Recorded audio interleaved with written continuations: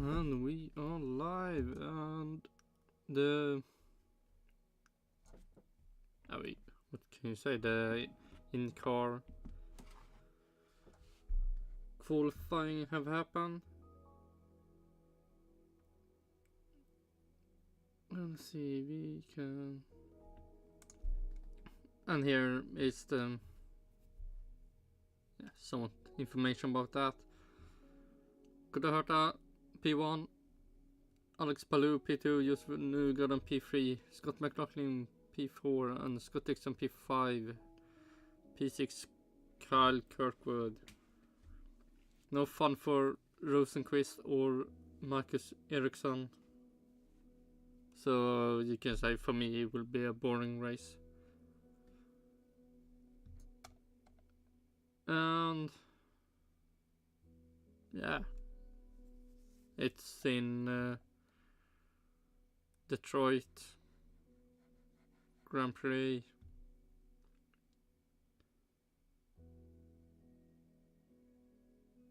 And yeah, I don't know what to say. It is a street race. I think not like bumpy street track, I think it is. Yeah, but something I saw, I think it's happened in the practice.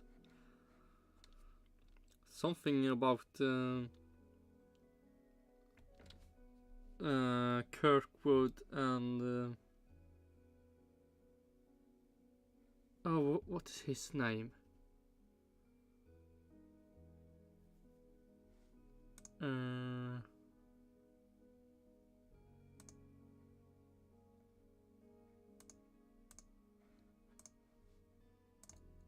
Let's see if we can. We need to go back. What is his name? He have some problems with Roman Grosjean.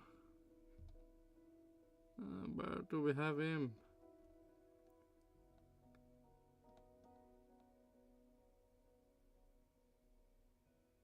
Oh my god, I must have missed him. Do I even know his name? What the fuck is this? Here we have him. Santino Ferrucci. I think this is this guy. Apparently there's some problem with Kyle Kirkwood in the practice. That I think this clip. I'm gonna beef in Detroit, my thoughts. And you have the, I think the thumbnail about that.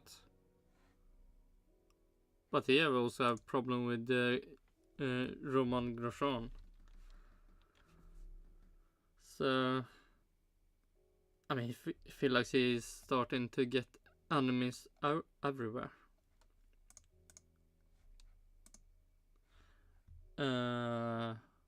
Yeah, this is the only IndyCar clip I will see. And then it will be the Monaco, the fun Monaco race from Formula 1 that happened 1 week ago, you can say. Like always, we start up. We will hear all the cats.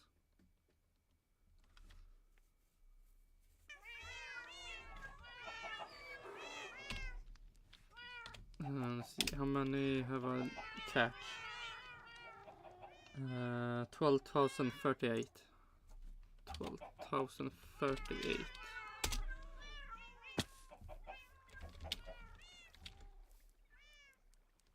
And oh, this is a clean start. So let's see, 12,038. Oh, maybe should have.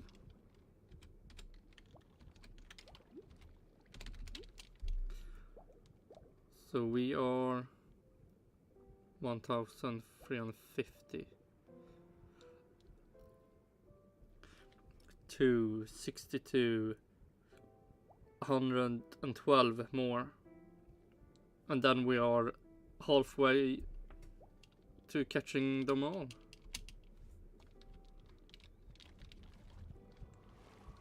And this dolphin thing didn't work so good in what I tried yesterday. Apparently dolphins dies when I don't get air.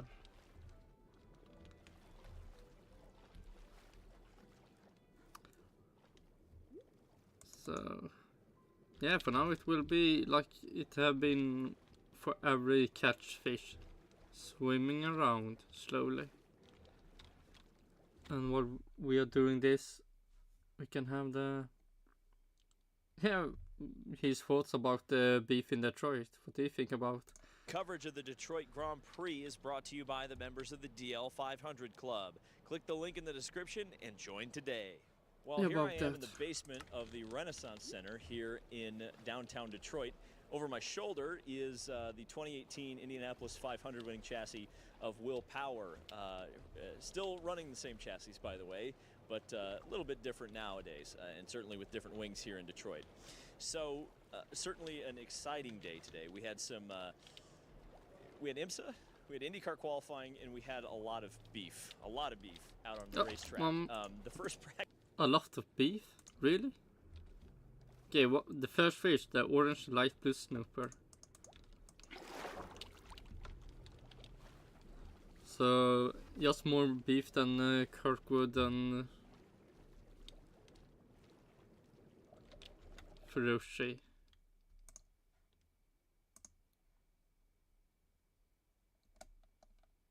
Where is his name? Satino Ferrari.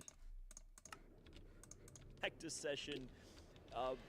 Santino Ferrucci and Kyle Kirkwood got into it, and then Kirkwood and Herta got into it, and then they all started fighting in the pits when Ferrucci came over the wall and tried to get stuff started with.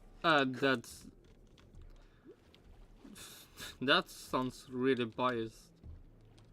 Kirkwood went to Ferrucci. Ferrucci then walked over to start fight. So Kirkwood was, how it sounded like, he was just there to like ask why did he crash in, not crash into him, but touch him when he drew past him. So slightly misleading information. Kirkwood. Then let me see if I can get my story straight. NBC talked to Ferrucci, and Ferrucci said Kirkwood had no racecraft, and then said that Herta was his boyfriend, for which he then apologized to.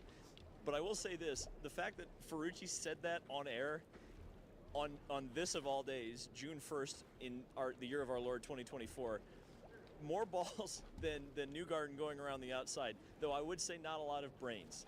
Insane behavior on that one. Then they stuck the mic in Kirkwood's face, and he said essentially that Ferrucci was no concern because he wasn't going to be anywhere near him on the racetrack. And then Herta got to talking, and Herta said... Oh shit, I did not heard that. What Herta have said. That... I mean, he will probably be normal, maybe joke about it. That Ferrucci was a head case, and then said he was driving a Penske car to 20th. So the beef has been absolutely insane today. I hope NBC... Wait, so that's all the beef? Man, it sounded like something more have happened. Okay, everybody got not. something out of that. But, you know, I'll say this. The war of words isn't all that exciting to me, but the fact that Ferrucci and Herta and Kirkwood are at least willing to talk a little bit of crap, it's good for the sport to a certain... Good for the sport. Yeah, jag menar the IndyCar 500 is over. There's nothing more. Oh shit, that's something. But yeah, I don't care about the IndyCar 500. It started so bad. I mean, 4 hours later. Then a lot of, Marcus Ericsson out in the first lap. Rosenquist engine problems sometime in the race. Who more? Yeah, it was not a fun, at least for me, a fun to watch. Then it felt like there was so many safety cars, so many crashes. And then it could end really nice with Pato World, but no, it didn't. It ended with Newgarden. So it's like nothing fun with the 500 race. And now in the car season have more or less ended. To a certain extent, you know, you don't want it to turn into full-on like fisticuff NASCAR stuff, but you need to have some heroes and you need to have some villains. And the thing I'll say about Ferrucci is at least it seems like he's willing to be a villain. So you're either gonna... I think he's trying to be the hero. And he's failing real hard. love him or hate him.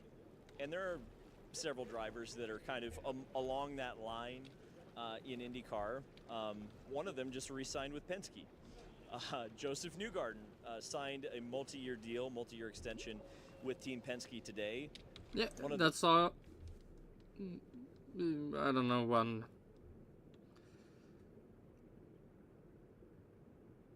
And I don't care.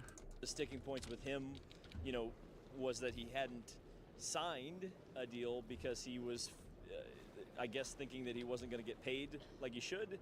Well, after all of this controversy and then what? Why not get him paid? Is Penske so cheap? Up Indy 500s. If you do that for the captain, you're pretty much taken care of for the rest of your career if you want it. So certainly congratulations to Joseph Newgarden. The Team Penske team will stay the same at least for next year. So quell that silly season rumor. IMSA today, and it really gave me, remember I wasn't here last year, I was in France, I was in Le Mans, so I didn't get to see racing on this racetrack, and wasn't a great race. It was either single file or it was smash 'em up, crash 'em up demo derby. And I expect that that's going to be a lot more of what we see tomorrow because, of course, in IMSA you have two different classes. You have a little bit of field separation. Not going to see a lot of field separation tomorrow in the Indy cars, I can tell you that.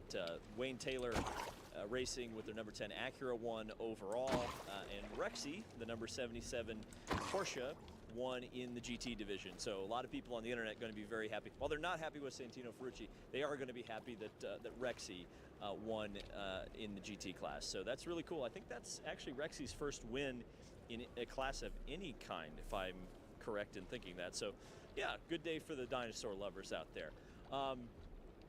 Before we get into kind of talking about IndyCar and what might or might not happen tomorrow, yeah, true. I want to run some more interviews from yesterday where I asked the drivers what they think about this circuit, especially having a year to sleep on it. Got some interesting answers and insightful answers as well. It's chaotic, you know. It's actually fun to drive though. Like it is a pretty tough circuit in that you have to be on your toes constantly. I think the only thing is that you'd wish that it was maybe a little bit longer, especially in practices. It gets pretty congested.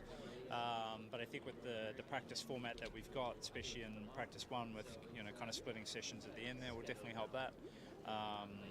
And the race was really good last year, so it's a great addition. I know how hard it is to. Good race to last year. Good race.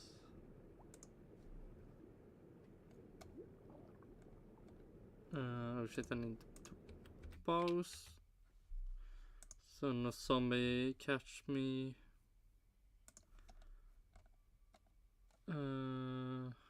Fuck. The name is the Chevrolet Detroit Grand Prix. We want to copy it. Then I want to go here. Then I want to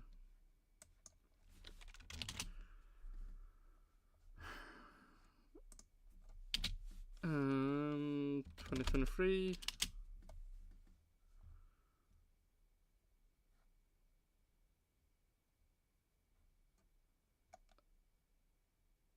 Let's see. Highlights. Oh shit. Fuck me. Ads. I wanna see how the race was. Just one more ad and then we can see, and it's the year of Palou, so probably an Alex Palou victory. Oh wait, can it?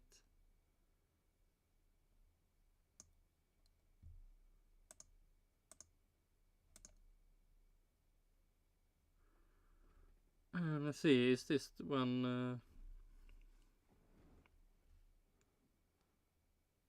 Yeah, there we have it. Pat Award crashed out. See who more crashed out.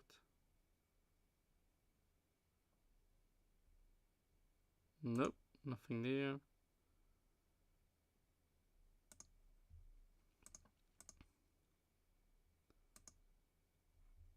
Oh shit, wasn't this?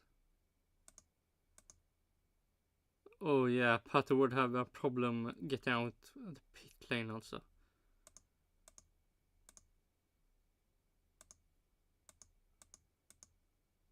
And then he was so off in the race, and then he crashed out.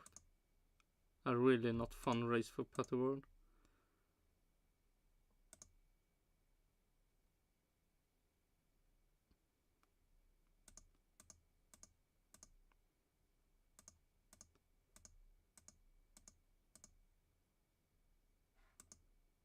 Hey, Rosenquist, P3. Okay, something fun happened in this race, but Alex Palou, P1. So I don't know how interesting race that was. But yeah, Get an event like this going, and you know, obviously, you know, huge thanks to everybody, you know, the Penske group for getting it done, because it's not easy. So, you know, one thing I learned last year was the track surface is very unique in the sense that it doesn't activate the rubber in the tires very well, it seems like. And I think we saw, like, I think it was Graham and Benjamin crash under yellow, and it was just like so silly because who crashes under yellow? And I'm going to be honest, like, have you seen Formula 1? Lance Stroll can easily crash on the yellow. He can crash behind the safety car. You can never know what will happen when you have Lance Stroll in the race. there were so many times I was close to crashing under yellow because the tires just turned off. Felt like you were driving around on ice skates out there. So I think for us, we're interested to see if that's the same characteristic this year, or if the rubber's going to stay good, or whatever else. And so I think the biggest thing I learned last year. Oh wait, let's see. I think it was the Fast 12. But for some reason I don't want to show the information.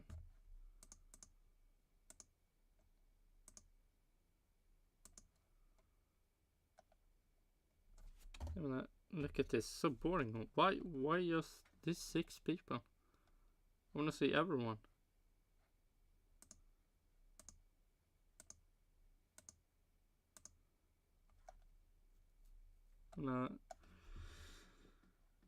I mean, Rosenquist is it in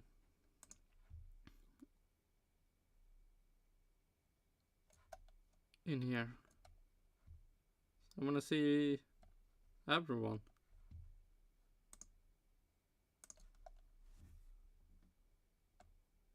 This is something really. Man, this need to be mentioned.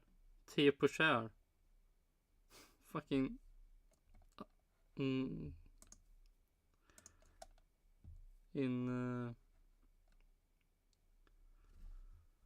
P1 for the Group 1. And he ended P7. Man, that must be a really great day for him.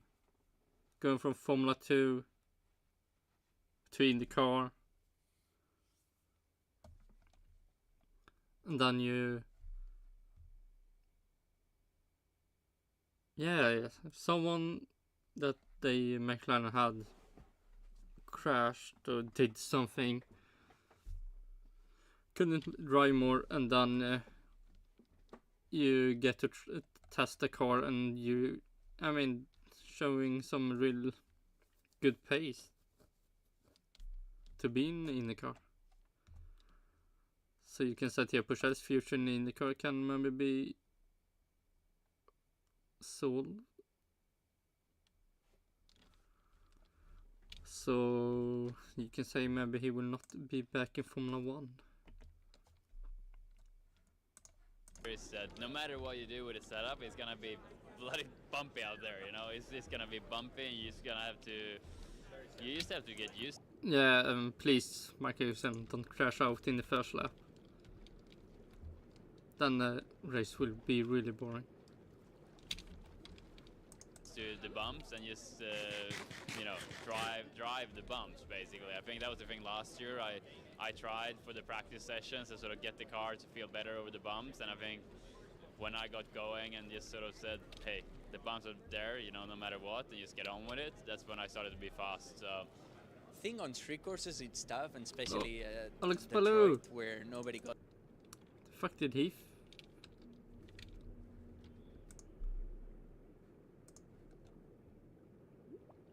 Alex, oh yeah, fuck me, he was P2.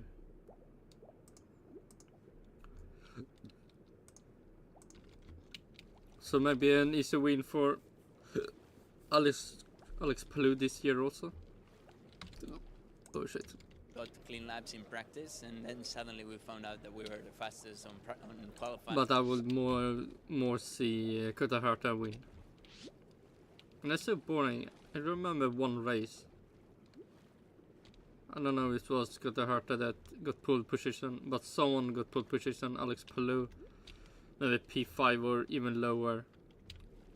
And you think, oh, this top 5 can maybe win the race or something, and then slowly Alex Palou just overtakes and then wins in the end. That was so boring race.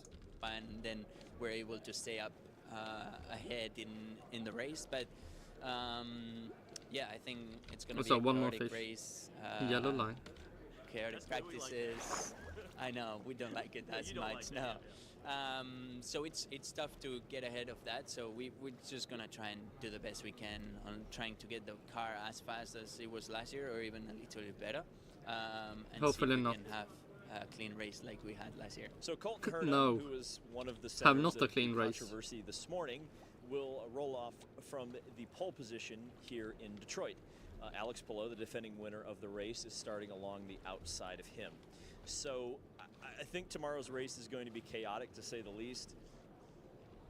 This track, you know, again, I don't want to be like mean about it, but like this track doesn't lend itself to super like compelling racing. You're either going to go behind What? somebody or you're going to go through them. It's going to be a rare case Oh shit, it's a Monaco race. Fuck me. where you see someone with a clean pass, and so It's it's gonna be 100% chaos. Monaco There's race. going to be a lot of yellows, potentially red flags, depending on if there's a big enough schmozzle. And certainly there was at least one track blocker in IMSA today. So I don't One know. more fish for the It's gonna collection. It's going to be an intriguing race. It'll Purple be orange. entertaining. I don't know if it's going to be a good race, though. It will not. Hopefully, because, you know, to mention the Renaissance Center, Chevy's leaving this building pretty soon, and so I'm curious if that will mean that the track will have to kind of relocate and move around a little bit. So maybe there's a take two to downtown Detroit. The atmosphere's cool, but the racing we'll see tomorrow. It'll be my first real evaluation of this track after being half awake at 9 o'clock at night in France the last time this race happened. Thank you guys so much for watching. We'll see you in the next video. Oh shit, go away, ad. No, fuck me. Okay, he did some clickbaiting by saying more stuff happened, but it was not. It was just the thing I already said that happened. Let's see what. Yeah, you have done a clip. Why does IndyCar interest fall after the Indy 500? I mean, doesn't the interest also start with the 500? So it's normal until the 500, and then it's a peak, and then when it's over, everyone goes away.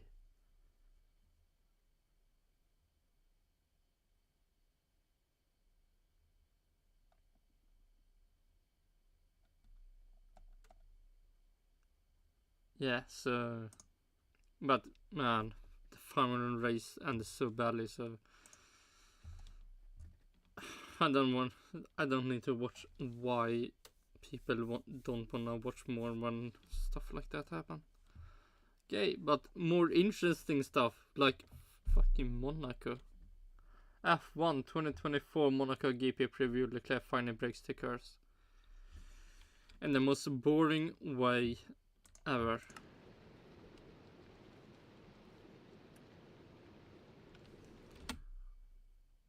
And the funny fact is, I have no memory of the race.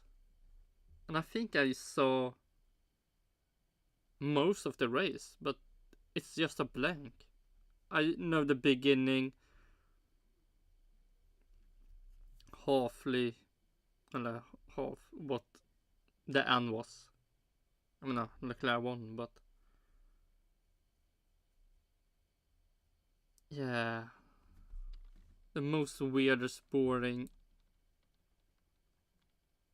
blank race I've ever been watching. So let's see what the Autosport think about that race. And that I would say they should really. I mean, they can try it out. Have that you need to do 2 pit stops when you're in Monaco and see if does that make races more interesting or worse. I mean, if you make Monaco interesting with 2 pit stops per race, I mean, they can make it so much interesting for every race.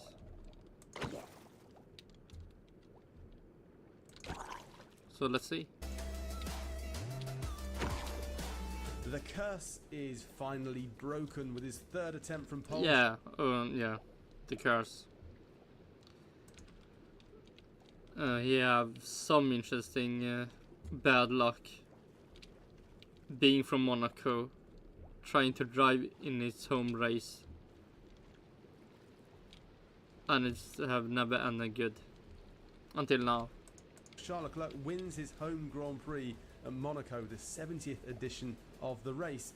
And while the race itself proved to be a bit dull, there's no doubt that this is a popular win in the paddock for the hometown hero. Popular win, not a popular race. And yeah, Oscar Piastri P2, Carlos Sainz P3. I mean, first points for Williams, first points for Gasly. So Alpine and Williams have 2 points each. More points for Yuki Tsunoda. Copium points for Mercedes. And you can say somewhat bad points for Max Verstappen.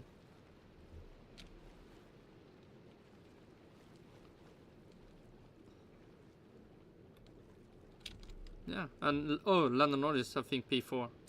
Behind him, it was Oscar Piastri. Oh shit! Oh my god! It was like every lap. Charles Leclerc, Oscar Piastri, Carlos Sainz, and then Norris. Drove with each other the whole race. Who kept McLaren's impressive recent form with a cool, level-headed performance. He finished ahead of a late-charging Carlos Sainz, but as with Monaco, track position is king. Well, Man, that's really sad. How true that statement was in that race. I mean, it's 100% so every race, but that was 100%. Here's how it all finished. The top 10 ended up exactly as they started. Charles Leclerc taking his 6th Formula 1 win of his career in 130 starts, his first in Monaco, and a first Monaco Grand Prix victory for someone from Monaco, a Monegasque.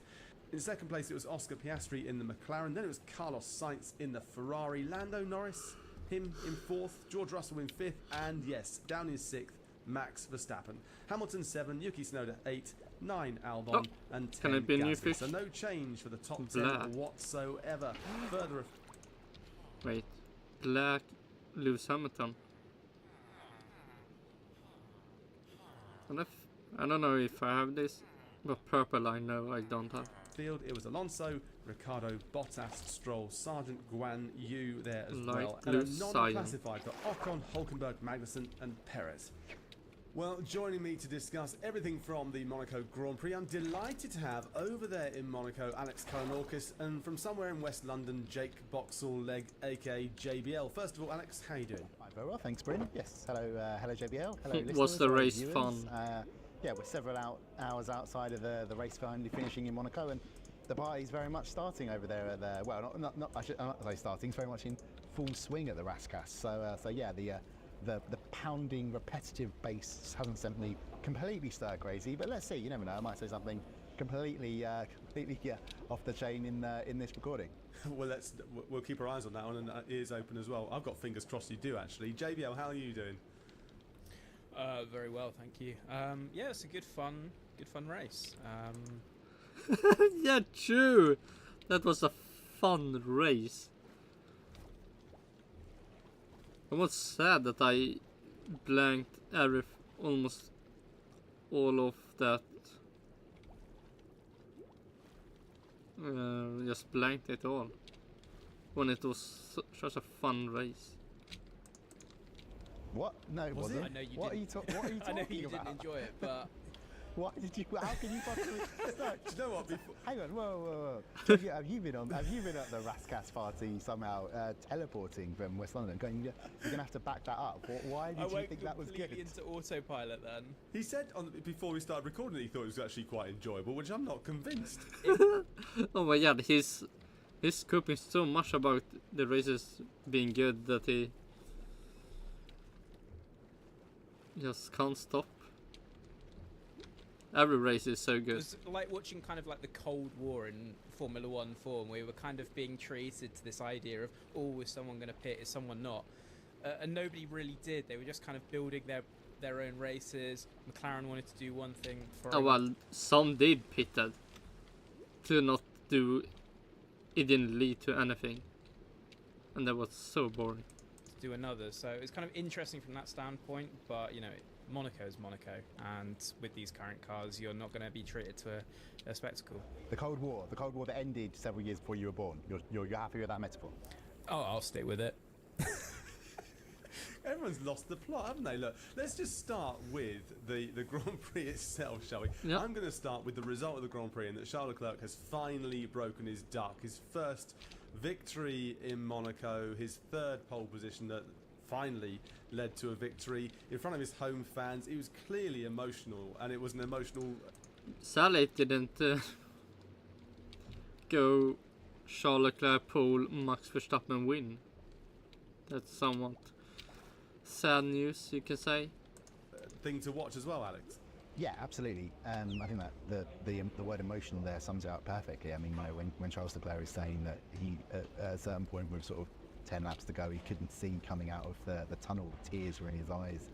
to such an extent, you really get a sense of how much this means to him. And you know, not only has it been the ultimate roller coaster in the last 3 or 4 years here, twice on pole, and pole in Monaco is effectively the victory. Oh yeah, that I would say maybe. Ferrari and McLaren didn't drove slow. Everyone behind them drove really slow.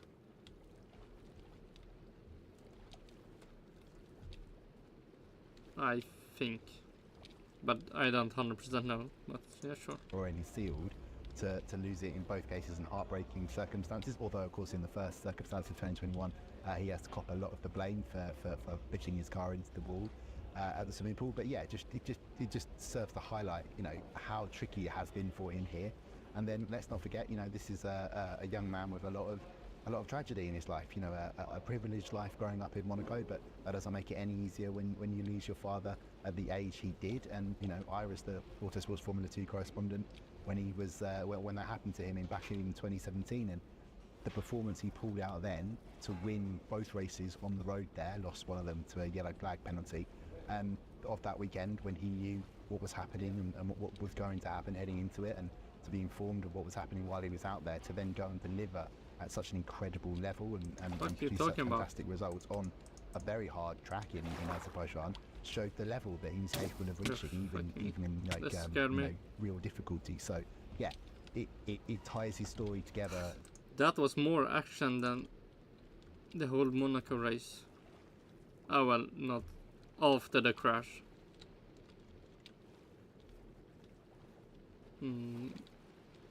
Yeah. Very nicely, I think, what he's achieved today, and he said it himself, by winning here he achieves his father's dream. And I think, you know, that's really speaks to him, speaks to his character, speaks to his resilience, you know, having come so close in 21 and 2022, to be able to bounce back, and also the disappointment of last year, the fact that the Ferrari car wasn't so good, the fact that he's able. Oh no, was it 2022 when he started pole or something? He started like he couldn't have won the race, then the pit stops ruined his race so hard. To finally be able to put it all together, tick it off, yes, with some assistance from that red flag early on. You know, well done to Charles Leclerc. Yeah, 2017, apparently, and I read this, so you might want to correct me on this, JBL, but in 2017 he told his father a white lie that he'd signed his Formula 1 deal. It was a white lie, but it was fine. He did sign the deal. He's now won in Monaco. He's the first ever Monegasque person to win the Monaco Grand Prix. And as Alex was saying there, it seems to be like one of those another feel-good stories. We had Lando Norris 2 races ago was a feel-good story, and this is a feel-good story as well. Yeah, True. definitely. And I'm glad Alex is on today, because obviously, as he said, he was there at the time, so he's followed Leclerc's career a lot more closely than perhaps I have. So, yeah, I think he put it sort of very poignantly there. But yeah, it's a feel-good story for sure, because I don't know if people watching out there do believe in curses or hexes or anything like that, but it seemed for a very long time that he was just unable to produce anything in Monaco. I think 2018, I think binned it at the Rascasse and blocked half the track. There was 2021 where he put it in the wall in his pole lap. 22, pole again, but couldn't convert. And there was also the Ferrari, driving a Ferrari in a historical race and also putting it in the wall. So it's kind of been a long time coming, and I think that's not to detract from Leclerc at Monaco. He's always been brilliantly quick around here. I just think now it's a representation of how far he's come this year. Maybe next year will be one more win for Charles Leclerc. Now when this problem got removed. And maybe Norris win in Silverstone. How he's improved this season, he just seems to be a much more complete driver, and the fact that he was able to do what he couldn't do shit, that can happen.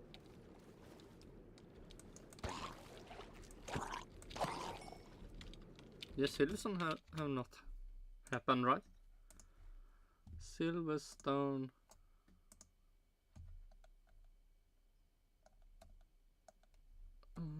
Canada, Spain, Austria, Great Britain, yeah. So Lando Norris can win in Silverstone this year. What can Perez win? Or maybe Oscar Piastri.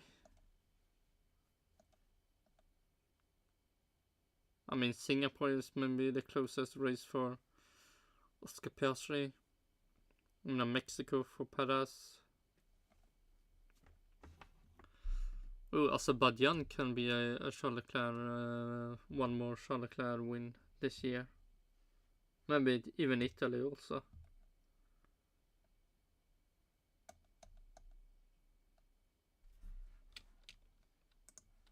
Yep. Or just is absolute testament to, you know, his entire performance over the weekend and of this season as well. There was quite a funny radio exchange that I'm not sure if you picked up on, Alex or JBL, when you were watching it, and it was something like wanting to know what the margin was or something, and the team said no, and he asked them to repeat, and they said no, and he replied by "that's rude" or something. It's quite interesting because, you know, on an open circuit, a flowing circuit, you understand, you get these sometimes quite comical, humorous exchanges, but on the tight, twisty tracks of Monaco, it's only someone like Charles Leclerc really that could pull it off because he's so familiar with it, Alex. Yeah, I think so. I think it also shows the strength. Wait, can't Max Verstappen also do that?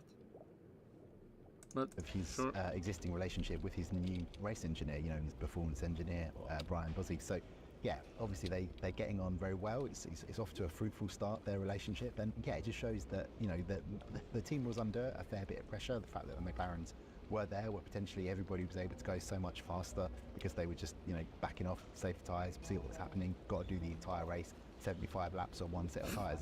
There was still critical moments. But yeah, I think it just shows you that he had capacity, and he was able to have fun with it. Also helped very late on by the fact. Did he really have fun with that?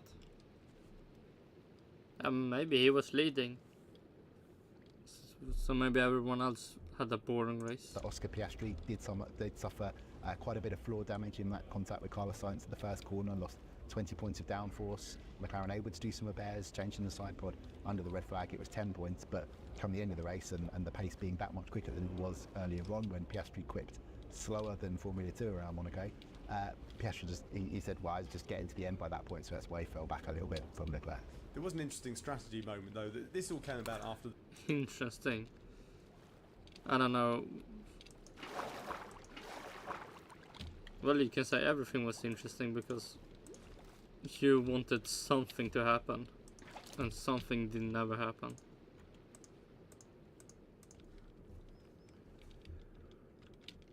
Only just boring stuff happened. The lap 1 incident, which we'll come to in a moment, but this all came about, JBL, really from the fact that there was a strategy moment going on out there with you know, stopping the McLarens from being able to find a gap to get in and out the pits. They were having to play a bit of a game, weren't they? And he was having to slow down a little bit and play that game, not driving as fast as he could, but really having to manage the race. And having to manage a race like that isn't an easy thing at all. No, certainly not. There was that interesting situation where, you know, the front 4 cars had dropped George Russell pretty sort of easily. That was just largely the tyre delta. Russell kind of drawn the short straw, having to stay out in the mediums. So McLaren was trying to get the gap to grow so that they could potentially disrupt what Ferrari was doing and bring maybe Norris in for a pit stop, trying to extend the gap to about 21, 22 seconds, which I think is the pit delta here, maybe a little bit less. But Ferrari didn't want to acquiesce to that, and so you had Leclerc leading the pace at the front and making sure to kind of slow it down. You had Sainz doing it a little bit for Norris as well, just to make sure that there was no chance that McLaren could, let's say, break that deficit and then bring Norris in to be a little bit of a disruptor. So yeah, it was kind of a hugely interesting. This is what I meant when I spoke about the sort of Cold War at the start. You had two teams sort of fighting over something sort of very nebulous.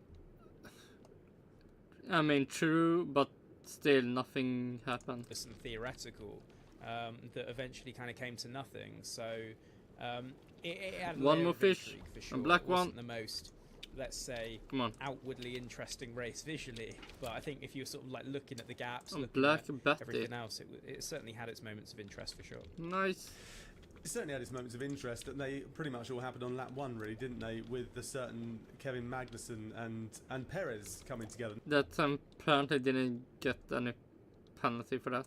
Now let's start there, shall we? What are the implications? Well, the implications were it became a one-stopper. It was quite formulaic after that, wasn't it, Alex? But what do we think on that crash? Who was it really to blame? I've looked at it a few times. I think, well, he got squeezed, but should he have been there in the first place? Yeah, I think you sum it up quite well there, Bryn. It's more of a racing incident than it appears because, you know, it's the very start of the race, the cars are getting close together. Perez probably have been a little bit more aware that there might be a car coming up the inside, but equally, Magnussen's the one with the full vision of the incident and he could easily have held back a little bit. So yeah, more of a racing incident than it looks, but if I were to be unfortunately blamed, which thankfully for everyone involved, I'm not, would have to put it towards Kevin Magnussen. But I think the more fundamental point here about what happened with Sergio Perez is that his typical 3/10 gap to Max Verstappen, as we've seen so many occasions in their time as teammates, often it's even more than that left him starting down in 18th on a weekend when Red Bull, won at the races. So he is the master of his own destiny by not being able to get the maximum out of the car. It left him exposed in the pack, and thankfully he's okay. It was one hell of a stunt. There was so much damage. And what can we get here? To the car? All four corners taking the front, only Orange one wheel Magnante. on the car. But another very disappointing weekend for Perez. Right when it appeared he was on the verge of re-signing for Red Bull, no indication yet, but that would have changed things. But again, it just shows you what we've consistently said on these videos, on this podcast. Perez isn't up to it in the second Red Bull. We have to rewind the clock a little bit because Haas were in the position they were in from qualifying, and Perez was in the position he was from qualifying, and Haas had that rear wing issue, JBL. Yeah, they had a new Yeah, they messed something up.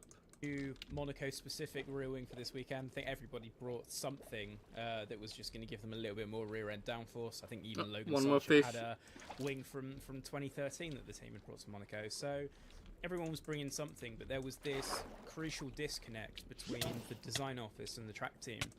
And so what you had was a change in the dimensions around the DRS activation. And this was something that the team on the track didn't know about. So this was a little bit of a disaster. Obviously, Komatsu has come out and said, I want greater communication with the two sides. But ultimately, you had a design that the team wasn't informed about properly. And so the DRS opened up a little bit more than it should have done. And it's a slam dunk technical issue, which is a DSQ. So Haas made a rod for its own back there. No, it certainly doesn't. So no points for Haas and no points for Esteban Ocon either. Now, we can talk about Sergio Perez if we need to, if we want to, but I'm not sure we'll get anywhere with that one because it's Sergio Perez. It's disappointing. That's 3 races he's not finished on the podium, which is poor. Whether it's his fault or not, it just doesn't look good when you look. Second time that Max Verstappen have also not been on the podium. Look at the results sheet, but Esteban Ocon, a bit of an audacious move on his teammate, didn't come off, JBL, and my understanding is that a lot of people are very, very angry. He went on to X, formerly known as Twitter, this is Ocon, and said, today's incident was my fault. The gap was too small in the end and I apologise to the team on this one, hoping for a deserved points finish for the team today. So that was during the race that he said that and made that point there. But it's not good, is it? It's not good at all if you're Esteban Ocon or if you're Mekis, his boss. No, and Bruno Coman went on to Canal Plus and basically hit out Ocon pretty strongly, pinned all of the blame onto him, which Ocon then took responsibility That's for. nice. When you said audacious at the top of that question, I kind of thought, well, that's quite a kind way of wording it. I think hopeless might have been a little bit better, trying to prove something. After the race, Pierre Gasly said that the driver in front would have had priority, which is understandable given it's Monaco and it's usually a bit of a train. But you had a situation where Ocon was trying to sort of prove himself and make up for losing out in qualifying, let's say, and there was not even a mere hint of a gap at Portier, like, you know, because obviously the drivers go to the outside of that corner to take the inside line for just before you enter the tunnel. And Ocon kind of decided that he would occupy that space. There was no way that that he was going to make that overtake. Had shades of that sort of Button Verline incident from 2017 at the same point. I don't really understand why Ocon went for that move. True. Well, I think I do, but it just seems completely unnecessary. Cost himself a potential, a finish. Nearly cost Gasly a point. Thankfully, Gasly didn't have any damage, so he was able to carry on, sort of in a relatively lonely 10th place. And this is potentially going to have consequences for Ocon later down the line. Faman has previously said that he's happy with the Alpine lineup, but when you've got two warring factions such as this, when it's proven time and time again that these two drivers that have been said to dislike each other cannot get on, at what point do you continue to tolerate that? And which point do you stop and say this clearly isn't good for the team? This isn't how we move forward. We need to have a more harmonious relationship with our drivers. It just seems to be the case that if Ocon maybe had another teammate, would he have attempted the same move? Yes. I'm not convinced he would. You sure? Yeah, it might help them that they don't have a back-to-back race weekend to give them a bit of clean air to deal with. Now, it was if it will be Alonso 100% and Sergio Perez. So yes.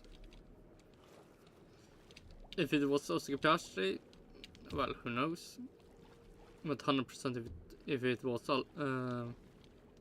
Alonso, Gasly, and Sergio Perez. Sergio Perez, we've talked about Red Bull, but let's just stay with Max Verstappen because he finished 6th. In fact, the top 10 finished as they started that race. So Carlos Sainz got a bit lucky actually with the red flag that put him back in that position. But Max Verstappen was saying that Monaco didn't suit the car. Would he have been happy with 6th place? I'm pretty sure I know the answer, but the car doesn't suit Monaco, essentially, is what he said, and he was proven right. So would they be happy with a 6th place? Albeit only having one driver in a point-scoring position, Alex. No, obviously, I think Red Bull was never going to be satisfied with 6th place. They knew that was really the best they could hope for when the outcome is qualifying, and there was no rain forecast. The only bit of rain there's been this weekend was a few spots while I was lucky enough to be trackside by the hairpin late in FP1. So yeah, nothing out of the ordinary was going to really change things for Red Bull, and then the red flag really put them in a much harder position than he gambled by going on conscious strategy. And if there's an early safety car or early red flag in this case, then that completely screws that attempt. And it's the same for Mercedes as well. So yeah, 6th was the best they could have hoped for, but no, of course not satisfied with it. But I think there's one element to it that's slightly more alarming than maybe it sort of looks on the surface, and that sort of comments that Helmut Marko was saying about Red Bull's setup simulation tools at the factory not correlating with what's happening at the track. So essentially, I'm led to believe that after Singapore, the team's very confident that if we were to go back there in the end of 2023, say, they wouldn't have had the same situation where everything they tried to change with setup wasn't working for them. So clearly was confident in the tools, the analysis, the changes that they'd made, tried to implement those here, and it didn't work for them. And Marco's, pretty openly saying it, and Verstappen, saying that I've got no suspension. It was like driving a go-kart, bouncing up and down like a kangaroo. Whichever metaphor you want to use is not good. So even if Red Bull can get on top of that, which I'm confident they will be able to because they're such a well-drilled operation, it's not the work of the moment. Going to Canada next, which is all about curb riding, that could be, it's very plausible now to see that as another opportunity for someone else to beat Red Bull. Yeah, one person who won't be beating Red Bull, likely won't be beating Red Bull, is Albon, but he did score some points, and that's a good one for Williams. With a season of tight margins, to get some points on the board is very, very important, isn't it, JBL? True. Yeah, definitely. I think he's to be commended. He gave Yuki Tsunoda a really good race throughout it. And obviously there was that moment where it just seemed like Tsunoda was holding off. He was given the command to push a little bit more, and he went ahead and did it. But for Williams, it was very much needed. Being one of only 2 teams not to have a score on the board this season, coming into what was the 8th race of the season. So we're now at the 1/3 mark. They needed to hit the ground running here, and I think it's testament to the progress that the team's made with regards to its car concept, with regards to moving away from a car that was just good in a straight line. So now it's clearly a lot more balanced. The overall chassis itself just seems to be able to deal with these issues a little bit more. There were concerns going into practice. The Williams wasn't particularly dealing well with front end downforce. That it was suffering from a bit of graining during practice, but Albon seemed to manage it throughout. Yeah, I mean, he just only need to do one good lap, and then he can slow down every other lap. Every lap in the race he can then slow down. And slowly, painfully, then get points in the race. Throughout the race, and although he did fall away from Tsunoda by the end, 2 points on the board is a really, really good score from a team that, you know, in the last couple of seasons wouldn't have dreamed of getting points in Monaco. So it kind of shows the progress that the team's made. It's still got a very, very long way to go, as we kind of discussed in our chat about James Vowles the other day. But yeah, reason to be cheerful at Williams. Reason to True. be cheerful indeed. And I'm even more cheerful if Andrew Newey joins the team. Then some really good celebration should happen.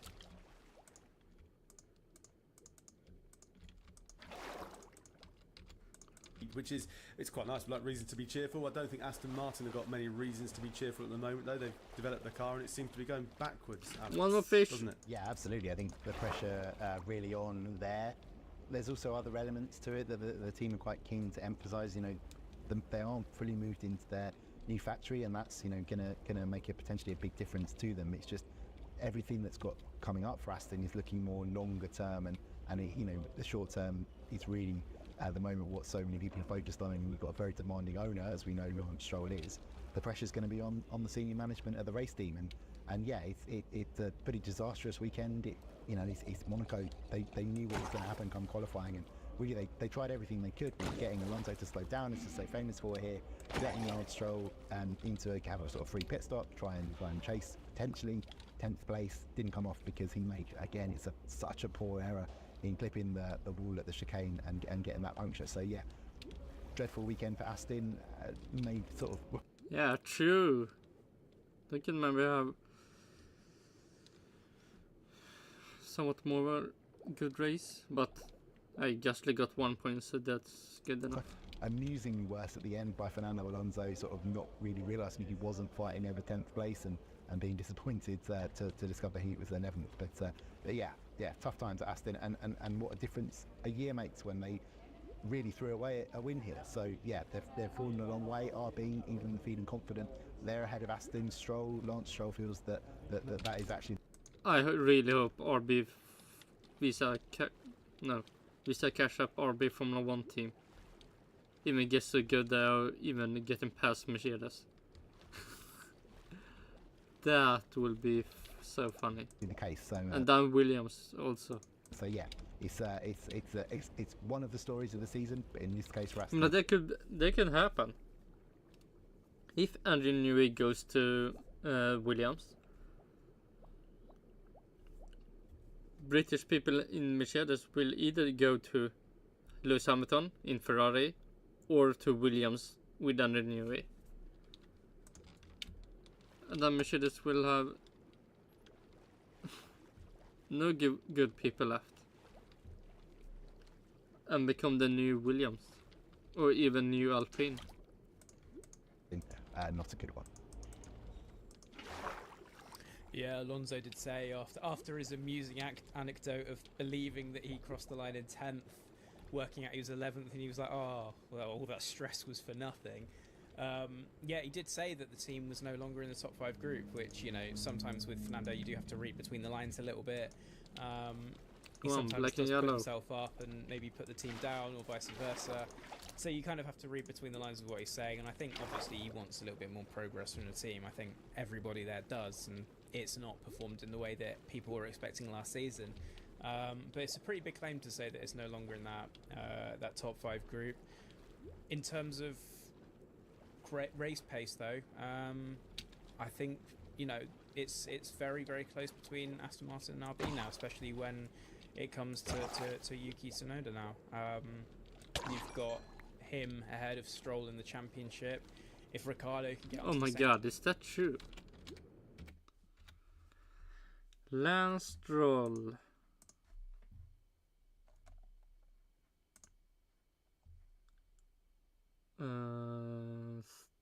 Driver standing. Yuki Tsunoda with 19 points, Lance Stroll with 11 points. That's something. That's... The fuck are you doing, Lance Stroll? 14 more points and Yuki Tsunoda will get past Fernando Alonso. That will probably not happen.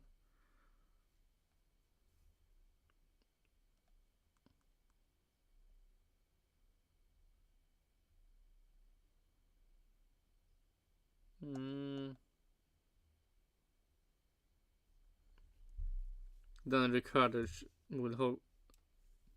Ricciardo can also get past Lance Stroll.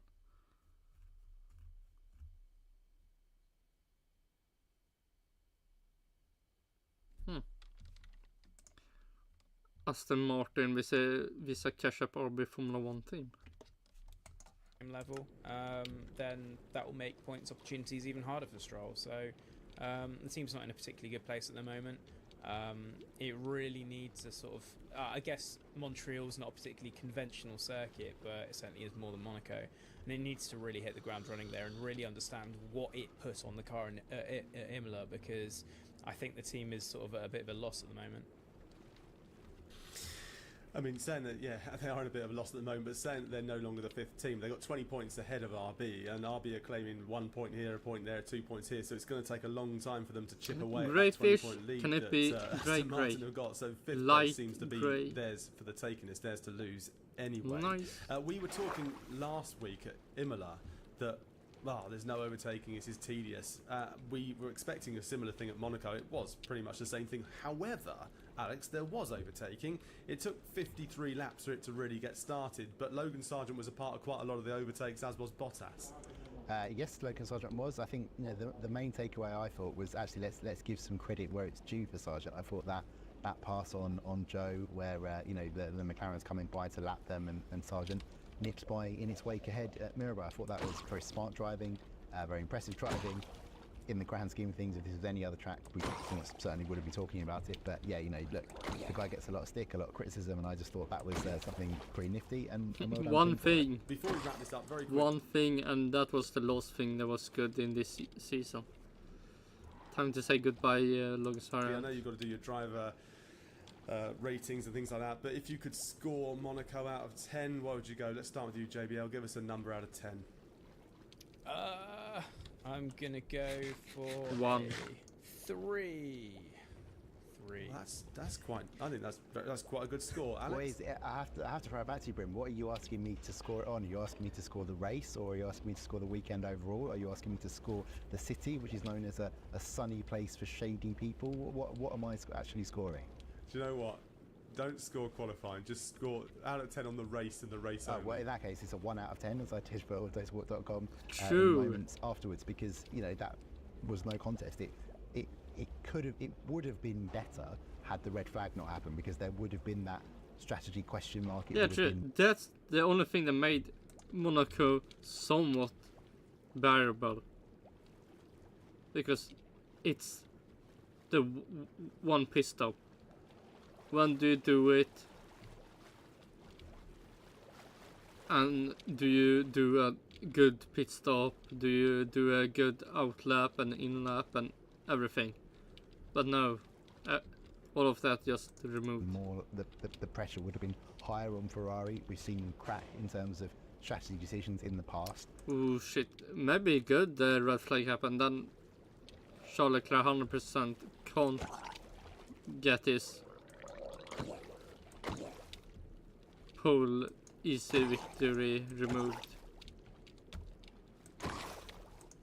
And that it would have added an element of jeopardy, but at the same time, tempered against that is that we actually saw how that probably would have played out with the Lewis Hamilton and Max Verstappen. Hamilton pitted, Verstappen pitted a lap after. Yes, there was this miscommunication with Hamilton not being told to push because his outlap was critical to getting ahead of Verstappen. But I think that pretty much was what would have happened with the Ferrari and McLaren cars, because once one of them finally made a decision, the others finally unleashed their pace, and that's where we go. So yeah, it wasn't great. It could have been slightly better, but not a lot better. And again, you know, had this been Max Verstappen dominating at the front, there would have been even more calls for the fact that the track's got to change. It's still one of the things that is regularly discussed here. Is something needs to change with the tyres. We know things need to change with... I mean, that's having 2 pit stops is, I would say, the most easy thing they can actually do. Because you have to pit 2 times in Monaco. And this Monaco, you can try it out. Not that you will ruin a really good race with 2 pit stops. You will more likely make it better. And if it does make the race better, maybe you should have 2 pit stops on more races. So the cars in the 26 regulations, do they need to alter the layout so that it changes around the swimming pool and it finally leads to overtaking? You would lose a lot of what makes Monaco special. That unbelievable qualifying session would and something they can also do. Let's see if we can get the...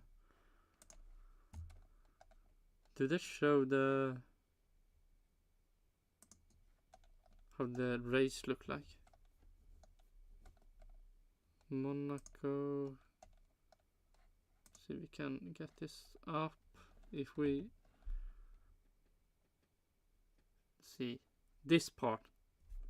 Let's see if we can. Oh, we can zoom. Nice.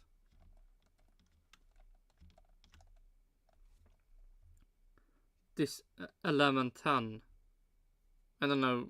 I can guess why they have done this, so people doesn't crash into this place for safety reason probably. But I wanna know, could just having this just a straight, could that make this race? Could this be the place to overtake them? Could just make this a straight, skipping this, fucking turning left, then right and right and left. I mean, this is so fucking stupid thing. I mean, there's so many times you see people, they can't take it, so they can just go straight, or they overtake and go just straight. And man, they should remove this and make the safety in another way. But then I want to see, will that make the race better or worse? And I think there is some more place, maybe here, when I feel like you can maybe remove some stuff there also. Then I don't think there is much more you can do.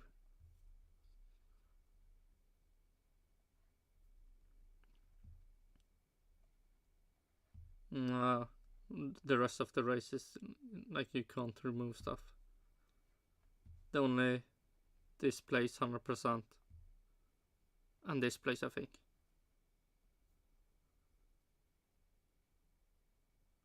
The fuck? I don't know, have this ever been used, the DRS zone? And also then the rest zone can be here. Or maybe after you pass this place, then you can get a DRS past the one you was followed. Holy shit, 1950.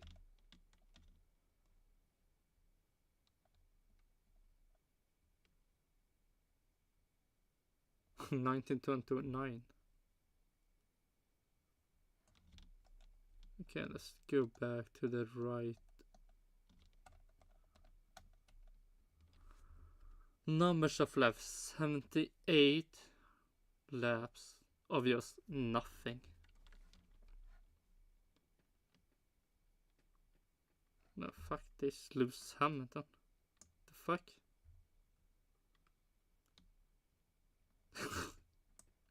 Oh my god, yeah, Man, this must be a good race for him to remember.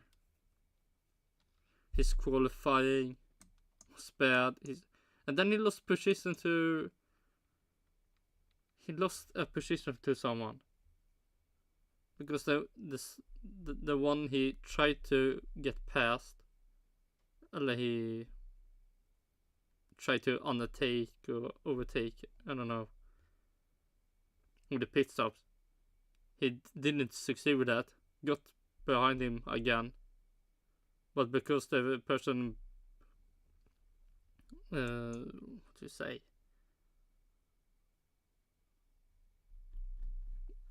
Was before him, drove so slow that someone else could go and pit and then get past him.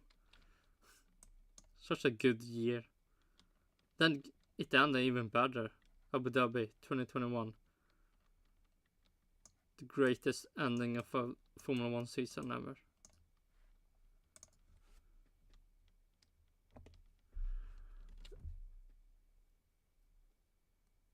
Yeah, let's see. Would be less special because, you know. Yeah, and also making more pit stops happening can also be something they can try. It would be less of a unique challenge, but equally I'm just not convinced that widening the layout at one particular spot would lead to that much more overtaking, because not widening, but fuck me.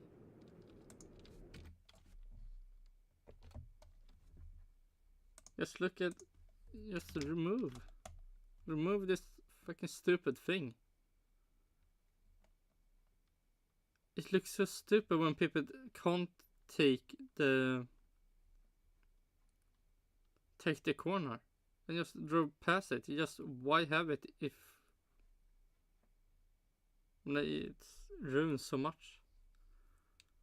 I mean, someone is close enough to maybe get past, but because you just drove straight ahead, they didn't get the chance to maybe get past him.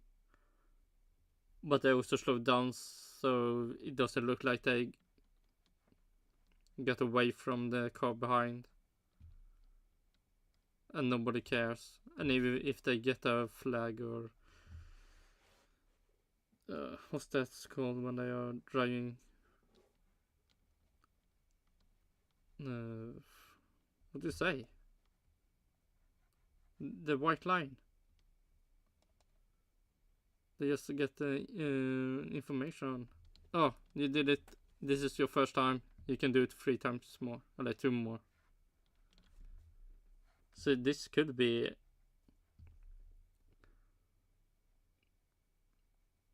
a place where you can maybe make the Monaco race better. Just fucking make it straight. Don't have this fucking left and right. As you said, Brim, we've just come from Imola, where there's basically no overtaking, and also this also. It'd still be even narrower here. So yeah, it's not the worst. And the rest zone. I mean, come on, you're from Autosport. Have some fantasy. Of a moment to solve this. And an average between the two of you makes a 2 out of 10. There you go, 2 out of 10 if you take both your scores. And we haven't actually talked about Alonso. 2 out of 10. Could maybe be 0. Talking about having group qualifying and things like that, which we'll talk about another day, I'm sure. But for now, thank you very much to both Alex over there in Monaco and JBL in his home in West London. Let's have a look then, shall we, at how this leaves the standings. And we'll start with the drivers. Well, Max Verstappen still leads the championship on 169 points, but the gap is 169. That's a probably planned number. 138, 113. A fight between Leclerc and Norris will happen. Fight between Sainz and Perez. Piastri will just be chilling. He will not be close enough Perez, but he will not have problems with Russell. Russell will have a problem with Lewis Hamilton. closing. Charles Leclerc in second place on 138. Lando Norris climbs up to third on 113 points. Then it's Carlos Sainz in fourth, and Sergio Perez now way down in 5th place. But getting their first points for the season were Pierre Gasly and Alexander Albon. When we look at the constructors, well, Red Bull still lead the way, 276 points, but that gap is also closing now. In fact, closing to just 24 points they lead Ferrari. Ferrari 68 ahead of McLaren, who are on 184. Then it's Mercedes and Aston Martin. That's about it for our Monaco review. Hopefully you found it a bit more exciting than the race itself. It certainly wasn't a classic. But the locals, they probably don't mind, nor do those on the boats in the harbour either, as they're partying. You imagine those parties are in full swing and will continue to be until the morning or even further on as well. As always, if you like the video, don't forget to give it a like or a thumbs up, and don't forget to follow as well for all of your content on Formula 1 and more, including the 108th running of the Indy 500. Next up for us, it's Canada in 2 weeks' time. So, as always, boring, thanks guys. for watching. We'll see you then. Yeah. We go away from that, and the last thing we will be watching before we end this.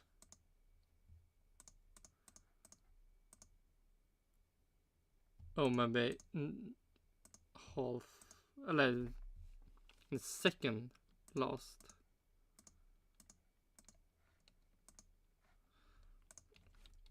I want to see what funniest tweets from the 2024 Monaco Grand Prix. And I mean, the only funny thing I will say maybe Kevin Magnussen, FIA not getting him a race ban. But I don't know. The whole race was a joke. Let's see what they have to say. Hello everybody, and welcome back to the funniest tweets. Today is the Monaco Grand Prix edition. That was a race, apparently. Was it? Really? What we just watched, 78 laps, they are claiming is a race. Anyway, we've got lots to reflect on. I mean, IndyCar already do that with every race they drive, so... One moment in the race to reflect on, and then it's a Charles Leclerc victory parade. So hope you're locked in. Your memes were amazing. Let's dive into them right now. Lap 1, carnage. So, lap 1, the only bit of real action that went on, if we're being completely honest with you. And we're going to start with Brink. Kevin Magnussen, Monaco Grand Prix highlights. Now, I know for a fact that Tommy is going to pop off in the podcast, and I'm going to use some of this to pop off right now in Funniest Tweets, because as much as we're looking at a funny video game thing to kind of showcase what K-Mag's race was, how on God's green earth is that a racing incident? No further action for K-Mag. My guy, of course, alongside Nico Hulkenberg, both got disqualified through no fault of their own. Haas, little technical whatever it is, fault, didn't do something right. You know what I'm saying? Gets a reasonable start, gets past his teammate, sees Perez, goes, there is a gap. There wasn't a gap, and he went for it. There was until it wasn't. And he shouldn't have. Disaster. Deserving of a penalty, deserving of a week off at the Canadian Grand Prix. 2 penalty points, it should have been at least. The FIA bottled it. At Pigeon Pasta, Martin Brundle trying to find someone with an interest in F1 on the grid walk. Now, myself and Tommy were at an event, so we were kind of getting snippets of the grid walk, but not really.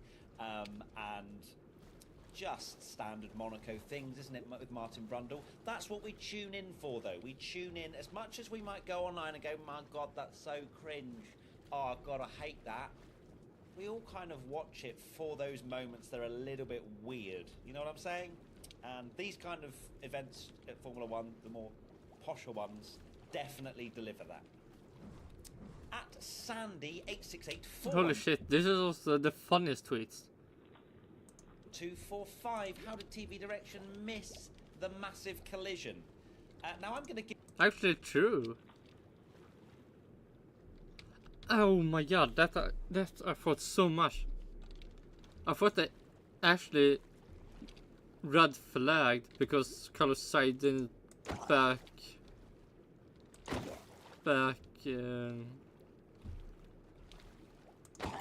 fast enough or something. But something about Carlos Sainz. And then you see them crashing and then you, oh, okay, now I understand the red flag. Give them the benefit of the doubt this time, and I don't usually with TV direction, but I will say that obviously we are focusing towards the front. By the way, can you hear that my voice pretty gone? And that's because I've been screaming my face off in that last lap when Charles Leclerc won. Why? But sorry that my voice is a little bit raspy and a little bit struggling. But yes, the TV direction, I will give them the benefit of the doubt this time that perhaps, of course, we're focusing at the front, then the big crash happens, and Perez's car was visibly very mashed up. And I believe, as I say, I'm giving them the benefit of the doubt, that perhaps they've gone, let's just wait and see that everybody's okay before we then show the incident that's gone on. Because, yeah, Perez's car was quite shockingly destroyed. With all of that, but thankfully they all walked away absolutely fine, and that's what M&A is Formula 1 nowadays. It's not Formula 1 20 years ago. we want to hear as F1. Or 10 years ago. At F1 Dirty Side, and K-Mag on lap 1 decides to take a week off. That's what all of us, I say all of us, myself and Tommy, that were live on Twitch, believed, and I think a lot of people watching along did Trident. as well, that was a stone. Oh yeah, fuck me. Formula 2 and Formula 3. These races was more fun than the Formula 1 race. That you can say is somewhat depressing. Come on, give me a Trident. I need one more for my unnecessary collection of Tridents. Wall penalty. A stone wall race ban. You're not getting one penalty point for that. It was a catastrophic incident.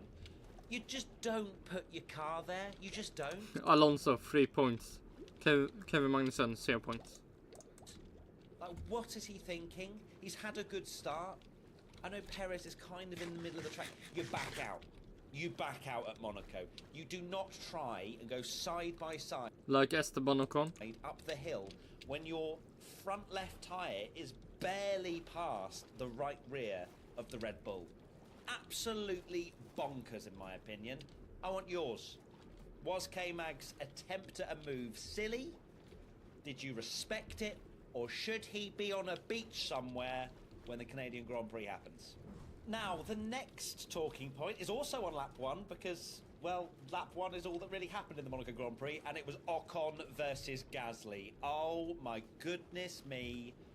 What on earth went on there? At James Sibella. Ocon being a teammate again. Ooh, One more collection. I love Esty Bestie. I think he's a lovely bloke. I think he's misunderstood. No, fuck him. He's nothing good. About what he is as a person compared to how he is on track. That move, I know they got away with it in Miami and had some of the greatest wheel-to-wheel action I think anyone's ever seen in that sort of two-thirds part of the lap in Miami through that chicane. Everything was beautiful. Ocon's gone for a move up the... It wasn't beautiful because why are you doing that? It's the most stupid thing ever. Why do you fight your teammates like you're trying to kill him? It's so fucking unnecessary. Inside, if you are pulling a move like that, especially on your teammate, don't wash wide. Don't understeer. Don't even remotely get close to him. And then what he did do. He understeered and went flying. Oh, I will say, actually, let me throw this meme in before we carry on with the Ocon versus Gasly. Mr. Mullet 06, Ollie Behrman watching the race right now. I reckon he started doing some stretches, getting limbered up for the Canadian Grand Prix. Started doing some neck exercises in the back of the paddock. But he doesn't have to. Absolutely ridiculous. Sadly. Man, they can be so fun. See Oliver Bearman in Magnussen's car. Come on, Fia. Ban him. Ocon and Gasly in Parc Fermé. I would love to be a fly on the wall in that motorhome today. Oh my goodness me. What did he do? What did he do, Gasly, on the radio? You think, oh, maybe they've seen past their differences. Maybe they'll be okay. They're not going to be okay. They might. The funniest tweets also. Like, come on. Can you have some funny stuff? Say that we're fine. You know, we've everything in the past is in the past. We're good friends. We're Gucci. Their actions on track speak volumes about what actually is their relationship, and it is, I will beat you at all costs. And this time Ocon decided to do that, and my God, he's gonna be regretting that. Bruno Faman on the was it on the pit wall? No, it wasn't on the pit wall, was it? It was being interviewed by someone. I'm not going to fully quote it because I don't have it, but apparently it was sort of translated to the fact that Ocon's going to have to seek some sort of punishment or whatever it was. We'll see what happens there. He will seek a punishment. Oh dear. At Johnsy's_corner, well, at least Ocon only took himself out. That is true. Gasly actually got a point, despite all... I mean, that's some fun stuff. Ocon trying to get past Gasly. Make some understeer, or whatever it's called. Ruin his car. And then he...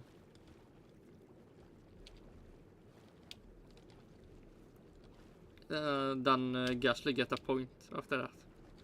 Was feeling nice. All of that kicking off, he's still got a point, which is miraculous, because I'm sure he was running with a bit of damage. Ocon more so, and unfortunately had to get, DNF'd. And then got a 10-second penalty after he's already probably in the shower somewhere, which I found very... So he maybe ruined his race for the race in Canada. Very strange. At Jamie_bestie, Alpine right now. I get along shirt. Oh, goodness great. I don't think they're going to be getting along much longer. Not going to lie to you. And then also there's one. I love it when people meme this. It's so good. At Rishab. Here we have actually something funny. Rocket League. 2771995. This is Rocket League. One more fish for the collection. Oh, goodness gracious me. That is quite something. It really is. And quite the visible, shocking... Two visibly shocking impacts. One, of course, for Ocon flying, and the other one for Perez's car just being obliterated. Or that Gasly didn't get his car ruined after this. And then Monaco was like, done for the day. Thank you. Lap 1, done and dusted. Enjoy the next 77 laps, because I ain't delivering nothing. Oh, I've seen another K-Mag one. I have to throw this in. It's all lap 1, still in the same topic. At the real decoy, K-Mag. The wall, is this a gap? No, it wasn't, K-Mag. Well, this is also somewhat funny. It was not a gap, and you are very lucky that we got away with that incident with nobody getting harmed. Okay? So silly. And Tommy is, as I said, Tommy's got some words to say. Like what? Back to Ocon versus Gasly. Violet Marble fan, the return of the French Civil War. Have a clean race or show your French supremacy. Oh, Ocon is choosing that second one every single day of the week. It is a fascinating teammate dynamic, though, you have to admit. As much as they're coming together, whatever, it makes for good drama, good television. I'm glad they both got away with that one. Well, I say get away as in got away with not being harmed, because goodness gracious me, Ocon went flying. But they're not happy bunnies, and God knows what's going to happen for the rest of the season. And finally, Mubarak AM7 DTS when they see Esteban dive bombing Gasly and damaged his car. Yeah, Drive to Survive is going to be an interesting one already. There's quite a few little storylines that are poking through, so I'm going to tune in for sure. Honourable mentions. Well, there's absolutely no surprise that it pretty much was lap 1 carnage and then everything else kind of little that might have gone the on. race. Because Monaco showed us what free practice 4 would look like on a Sunday. That's what it felt like. If anything, there are more overtakes in free practice because there's slow and fast runners and everyone on different run plans. That's somewhat sad. Quite possibly one of the worst races I've ever watched, because not only is it difficult to overtake, but the red flag meant that hardly anybody pit as well. It was a 0-stop race, which I'm pretty sure I wished for on the podcast potentially with Tommy leading up to this weekend. Sorry in advance, but I'm not sorry in the slightest, because it gave a very lovely run through for Charles Leclerc. No, it wasn't. Brake bias 50. George Russell this race holding everyone. Yep, Verstappen and Red Bull were a little bit confused as to why George was going so slowly. George and Mercedes, on the other hand, were like, well, there's literally no point going any quicker. We're not going to challenge the top 4. Just chill out, bruv. You're good. It's not exactly what they said. Yeah, they had to run their own race, starting on the hards, then having the red flag, forcing them onto the mediums. Tweet. Hamilton was not happy, was he, with the team radio? He was like, I knew we shouldn't have done this. Slight bit of friction going on with Mercedes and Hamilton at the moment. Hamilton in his post-quali interview suggesting that George will out-qualify him for the rest of the year because he doesn't really say why. And maybe he don't wanna try his best for Mercedes. yeah, it's not quite the ending to their harmonious world title winning relationship that they've had in the past, eh? This next one. I mean, maybe Chris Horner said that. Is when you're not winning, you will see how good of a team you are, or how good the leadership is. Not when everything is perfect, then you don't know how good the leadership is. But when it's bad, how will the leadership be? Is absolutely brilliant. A_mythX. No, lame. Oh, George Russell with his famous pose. That is just 10 out of 10. And that was Russell. Russell did what Alonso did maybe a couple of years ago, where he just backed the pack up. And to be fair, Alonso did it this year as well, for no... Yeah, Alonso did it to lose Hamilton. That was fun. No reason, because Lance Stroll decided to crash into the wall and get a puncture. But yeah, George was the front-running Alonso for this year. At Isa Mary Hoff, George Russell right now knowing not even Max Verstappen can overtake in Monaco. I do have a little gripe with commentary this weekend. I don't know if they were just trying to hype up what was quite clearly a dead horse, flogging it, but why did they keep suggesting that Leclerc might pit or Piastri might pit? Really? Why? When they had Sainz and Norris behind them. We know. How long has Monaco been on the... We know. 1929, I think the first race was. It's been around for a very long time, and I can promise you, since day dot, it has been track position. Why are we saying that they might be going for a pit stop? Max Verstappen goes for a pit stop. Could not get through on George Russell, who was on 300 lap old mediums. Come on. Wheel knowledge. At Ashwin_13, Charles breathes. Charles engineer, I'm not interested. That was quite a funky little message, wasn't it? I mean, I am enjoying Charles's new radio engineer. He seems a little bit more personable, a little bit more personality, and then also just being very, you're doing a good job. There's a lot of him, oh, you're doing a good job, you're doing a great job, you're doing a good job. And I'm liking the communication there. Felt like that little bit of banter just takes the edge off slightly, perhaps in a very high-pressured environment, like trying to win your first home Grand Prix. So yeah, I approve. And Delboy JH. Bottas just overtook Logan Sargent for P13. That was, I think, maybe the first overtake of the race, at least after lap 1. Man, I must have missed that. Or maybe I saw it. Yeah, I must have seen it. The only thing that actually happened. And I think that was on lap 50, was it? Might have been something around then. Wow, what did we watch? But Charles Leclerc won. But what did we watch? But Charles Leclerc did win, so it is a 10 out of 10. No. But yes, Valtteri Bottas. I love at one point, I think he was in the running for driver of the day because of that one move. What is it with Bottas and just being in the shout for driver of the day for doing little to nothing? Miami was another one. Now Monaco, but I don't know. Maybe it's something wrong with the.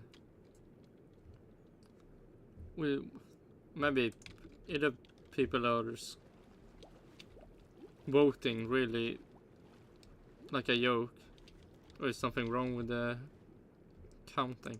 fair enough. He gave us the one overtake that we'd seen. At Jogoat 6p, Piastri chasing Leclerc B-like for the majority of the race. I mean, still funniest tweets. Like, why? Is there, you know, do you have someone funny? Can make the wall? Is this a gap? And then Mr. Bean, George Russell just make everyone else slow. But holy shit. So you can say like 10 minutes of no funny tweets. Yes, at the start, Oscar Piastri is the greatest of all time in that first sort of 3 to 5 laps. Because he goes, tyre wear who? I ain't interested. I'm going for one track more position. fish And for the fair enough, collection. great to watch. Terrible if you want Purple Charles Leclerc to Magenta win. Because Suntree. I honestly thought at one point Piastri had a run for a little dive bomb. I'm seriously...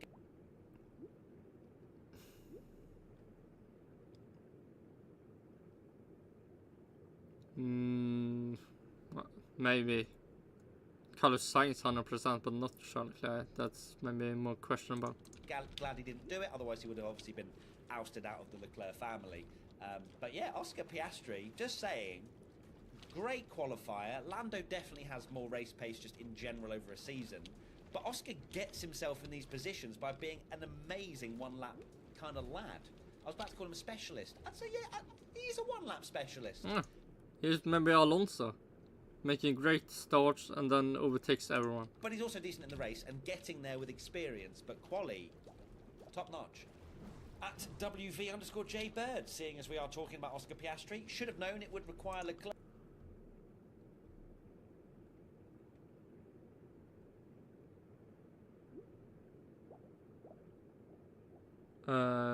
Shit, I've not seen this. To take down Max Gerst. Now, I am not going to... Biggest flop is still on the streak because Oscar Piastri did not actually take part in the Monaco Grand Prix. It was Oscar Piastri Leclerc. So it's messed with the powers, it's messed with what I've actually gone for here. It's in the FP1 graphics. Don't come at me if you're saying the biggest flop didn't come in.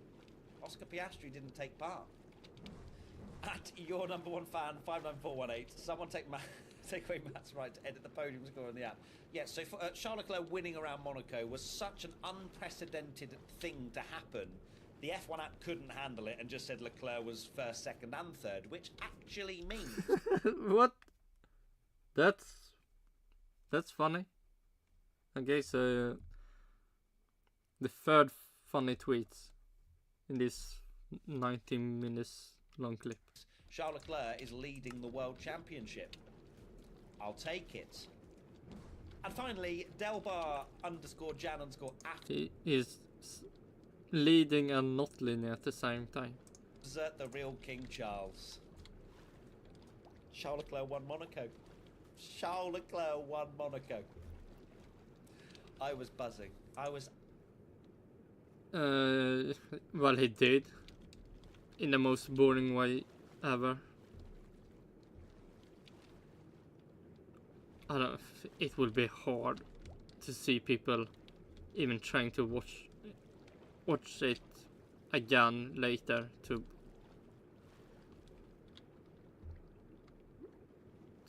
I don't know, what can you say?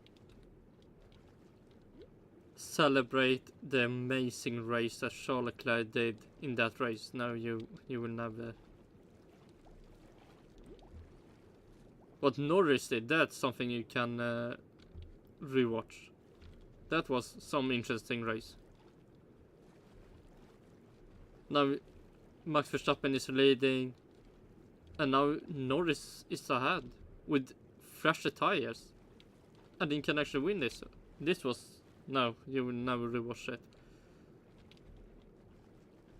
maybe you will rewatch the ending and maybe the start, but nothing else. Absolutely buzzing. Just so happy for the lad, and I know a lot of people will be tuning in to see my reaction perhaps. Nope. Just relieved for him. So much emotion around it. Alex That's James maybe did true. the most beautiful last lap commentary, just kind of tapping into the emotional journey that Charles Leclerc's been through. And it was brilliant. So if you haven't listened to that, go and listen to it. I have actually quoted. What could have made this race more special if this was the first race win for him? I mean, it's the first race win in Monaco, but not in Formula 1. Then the race would maybe be more interesting to watch. I tweeted it on my Twitter, Matt P1 Gallagher. Come on, give me more fishes. Just amazing. It was kind of, it felt like it was a foregone conclusion because of it being Monaco. But you never know, the Monaco curse might have just thrown a spanner in Leclerc's engine with 1 lap to go, and you would have never seen of me again. But thankfully it didn't happen, and Charles Leclerc won Monaco, and Fred jumped in the sea. You had the he must have been really happy. Out. This is what we live for as Formula 1 fans, isn't it? This is what this sport is all about. I love it. Oh, fuck me. Right. Maybe the worst tweet ever would maybe be seen now. Thanks to Tommy. It is now time for Tommy Stacey Tweet, sponsored by EA and F124. Tommy, who has mustered up a banger and is going to win F124 when it releases? It is an absolute banger. It's from Ultra Nerd. Let's play the audio. Oh, nah, I ain't seen nothing. I ain't seen nothing.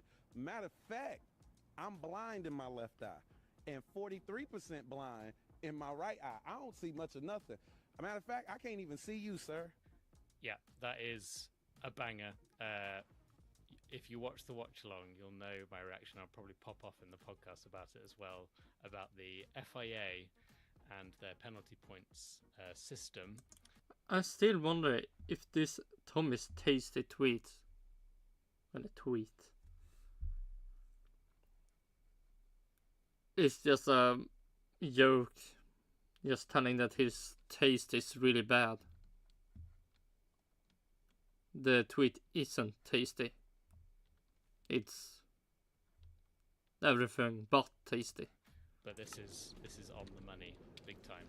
It's beautiful actually because I have, I think, I've teased your. And then the joke is, he thinks it's tasty. Everyone else thinks it's shit.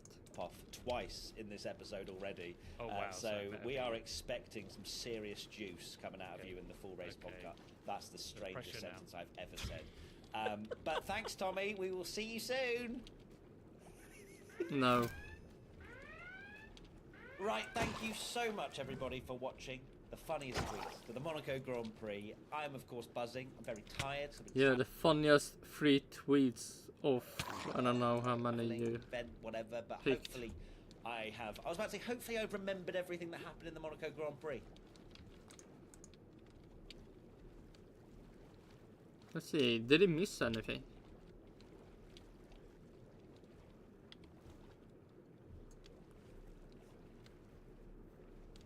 Maybe who got the fastest lap?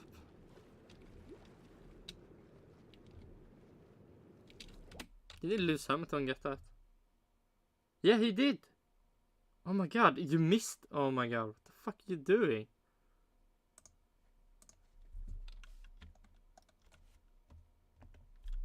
Let's see, we need to go to... Oh shit, I zoomed out too much. At least... Yeah, zoomed out too much.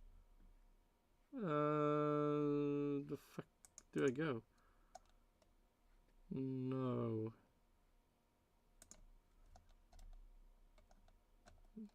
If I click here, I will say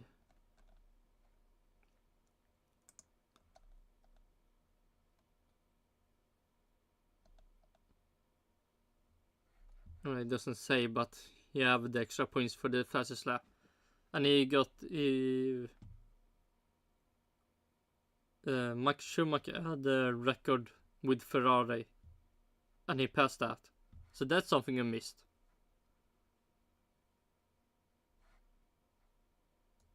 That's somewhat hilarious that you missed Lewis Hamilton breaking the record of how many fastest lap you get for one team.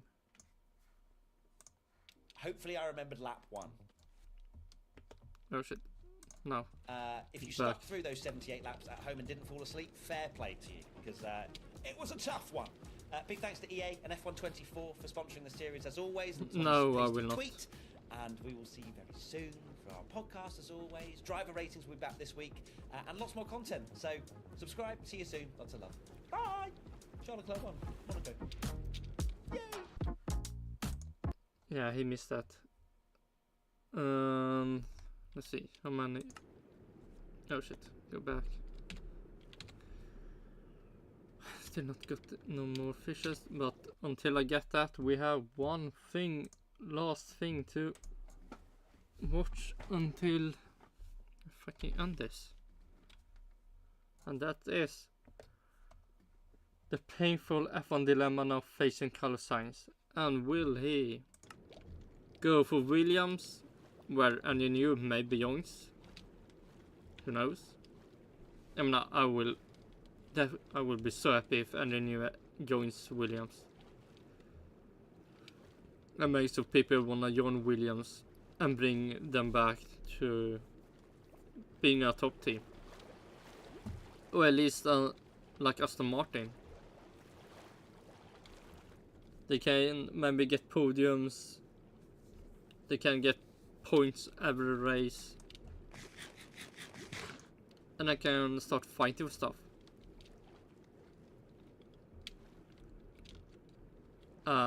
And this will be even more amazing. People from Mercedes can then choose to go to Ferrari or Williams. And then Mercedes will go back even further after Lewis Hamilton's leave the team. Then Mercedes maybe start fighting with Alpine and Aston Martin. It's not paid off, and now maybe even Williams. Carlos Sainz has an unexpected choice to make for his Formula 1 future, picking between two options. Oh yeah, fuck me, yeah. Williams. Then we have Stake F1 team Kick Sauber. That will then be Audi. What team do you choose? A team where you know the team is somewhat good, will probably just become better, and a team where under new maybe joins, or do you go for the Audi team that's really bad now, but the factory team will most likely invest a lot of money to make this team to a top team. And who knows, they maybe have a lot of stuff in place. So when they take over, they can already produce a car that can maybe get a podium in the season. But that's maybe also a lot of copium. Maybe that will never happen. Big downsides. Since finding out he would lose his Ferrari seat at the end of 2024 to Lewis Hamilton, Sainz has been biding his time while many driver market rumours swirled around him. His patience stemmed from the hope that a Red Bull or Mercedes seat would become a serious option rather than a long shot. But that's not happened, and now Sainz must face up to a very unfortunate reality. He's got to take a big backward step. Red Bull's set to re-sign Sergio Perez. As we make this video, we understand the decision's been made to keep him, and it's just a matter of thrashing out contract details. That's despite Perez's form dipping of late, which the Sainz camp hope might help Red Bull realise it needs a better teammate for Max Verstappen. Unfortunately for Sainz, the competitive picture doesn't trump Red Bull's concern about the tensions that existed when he was teammates with Verstappen at Toro Rosso. Regardless of Sainz and Verstappen themselves get... I never understand why Red Bull would ever be an option for Carlos Sainz. So much talk about Leon Lawson. They want to promote him either to the Visa Cash App or be Formula 1 team. or the Red Bull, why bring in Carlos Sainz in the mix? It would be so wasted. No, they have already one more driver than they want in the Formula 1. And then they want to bring in another. That's... No, I never saw that. The Mercedes could maybe have happened. But that's also somewhat weird. Why just... Your car is bad, just bring in Antonelli the next year. Nobody cares if he never scores points in a bad car. On well, Red Bull doesn't want their fathers in the same place again, as that is where the primary Toro Rosso issues stemmed from. It also doesn't help that Sainz is quick enough to make life a little too uncomfortable for Verstappen. Fast enough. Probably not. I mean, just look at him and Charles Leclerc. When the car is good, Charles Leclerc is just so much faster than Carlos Sainz can ever be. As soon as the car is bad, then Carlos Sainz can maybe be better or equal. So if the car is bad, then yes. If not, no. But Red Bull won't publicly admit that. So it's a no from Red Bull. That I would say, maybe better than Perez, but I mean, that's... I don't know if that's something you should celebrate. But still might be a fact. And Mercedes stopped being a realistic option recently as well. Mercedes is very keen to promote its young Formula 2 protege Kym. There we have him, Kimi Antonelli. That I think are doing somewhat good in Formula 1. Formula 1, Formula 2. Let's see. Long time ago I watched... Oh shit, it's actually Formula 2. Let's see. Here we have them. Oliver Behrman and... Let's see. Paul Aaron. Oh yeah, that's happened. Is leading the championship. Oh, Isaac Hadjar wasn't happy after the Monaco race.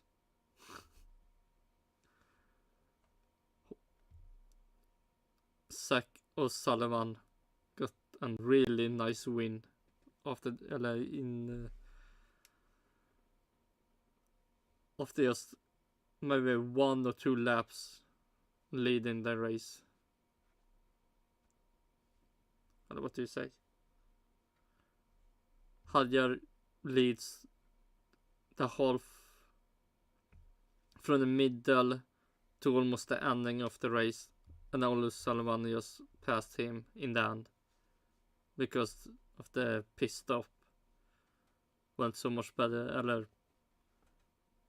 I think the safety virtual safety car made so Hadjar drove slow enough for O'Sullivan getting past him in the pit, and then he won the race.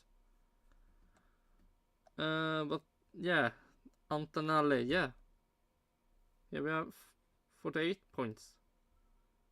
What do we have? Oliver Behrman 18. So I mean, this you can say really good for jumping from whatever he was. He skipped Formula 3, went to Formula 2, and is up here with Dennis Hager. Oh my god, that have been... He's been in the Formula 2 since Drugovich. So that's not a fun sight for him to see. That's someone that... Oh, Bortoleto also joined this year. So Bortoleto and Antonelli joined this year and is already behind Dennis Hager.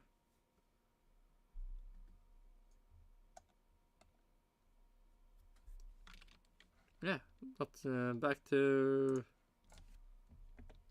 the video.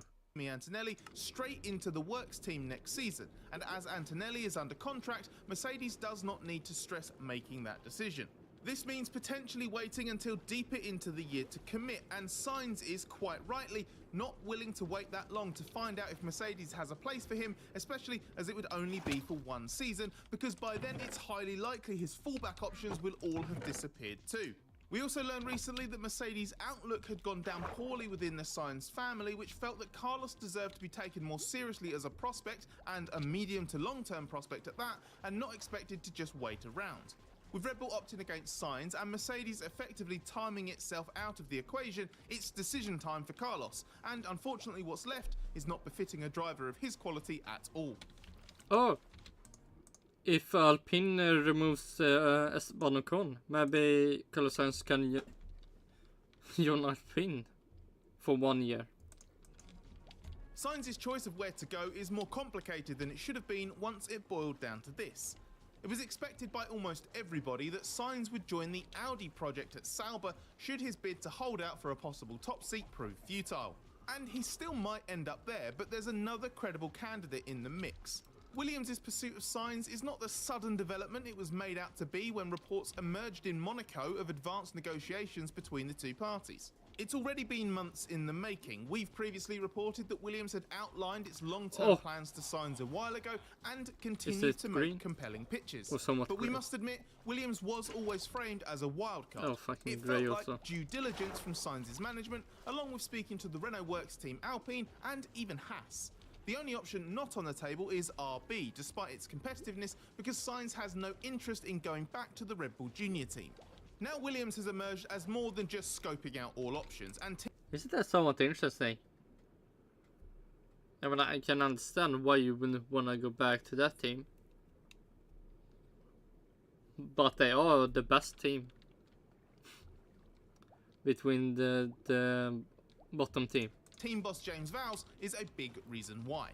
He's already been key to re-signing Alex Albon on a multi-year deal, and is why, beyond a lot of yeah, I think this already happened. This is an old clip. Coverage of the extraordinary details. Oh wait, no.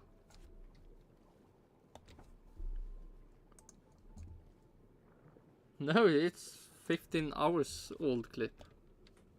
It's awful 2024. Williams is escaping much criticism despite performing worse than 12 months ago. For now, Vowles is getting the benefit of the doubt. That's partly because of the long-term malaise he's trying to permanently rescue Williams from, and the many problems the team is known to have, from its facilities through to its culture. But also because he speaks well, owns the team's problems, and has clear ideas for solutions. That might eventually amount to nothing more than talking a good game. But Albon's giving this Williams era time to back it up with action, and clearly Sainz is impressed enough for discussions to have gone as far as they have. Negotiations are believed to have even evolved to the point of offer and counter-offer, with Williams coming up with something considered satisfactory by Sainz. This is important for two reasons. First, to sign a driver, it's obviously crucial to present a deal that they are willing to accept. But second, it shows Sainz... Like Red Bull and Mercedes would maybe not wanna have done with Carlos Sainz. And I don't see if it ever was an option, but yeah, sure. The believers believed it really long. That Williams is serious about him and has the resources to back that up. Hence the complication. If it was just Audi in the picture, then Sainz would be dealing with one single clear fallback. Instead, it looks like there's a not so simple choice to make. And could it be because Andrew Newey maybe will join Williams? Will that be mentioned, please? The Sauber Audi argument is obvious. It'll become a works team. Audi has succeeded everywhere it's competed in motorsport, and Sainz can bank a long-term, well-paid contract with a top manufacturer. True. That could also lead to other interesting opportunities in the future. The fact the team is Sauber is hardly ideal though, and it just had an absolutely stinking Monaco weekend. Yeah, that's the biggest problem.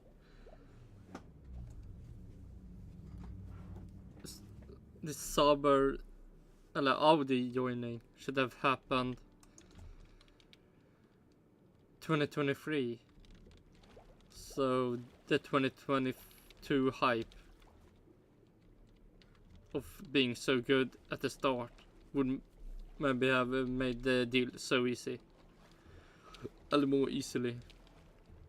And then you have this year and then the next year before they actually join, and it's like, oh shit. Really bad for the... Oh, what do you call it?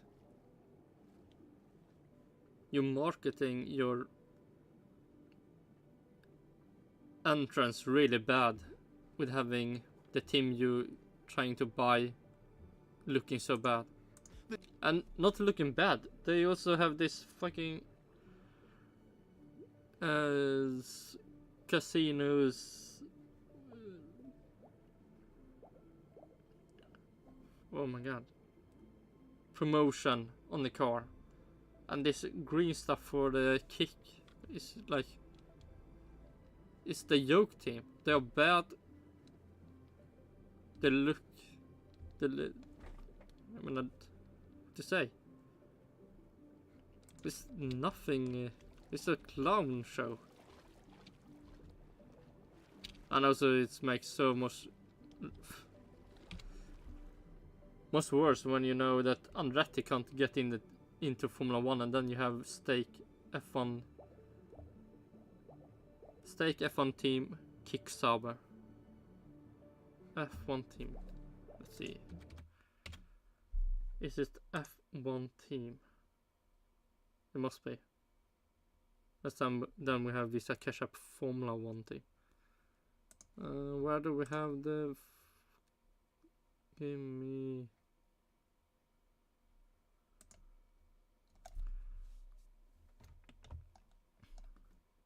Where do we have... Yeah, fucking... Formula 1 is so fucking lazy. It's Visa Cash App RB Formula 1 team.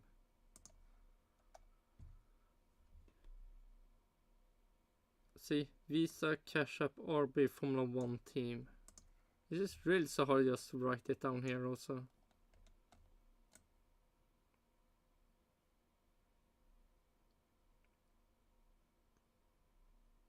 $624 PTS RB Yuki Sonoda Daniel Ricciardo.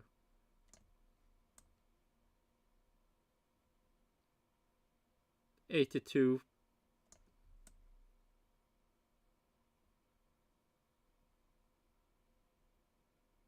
The fuck, 6?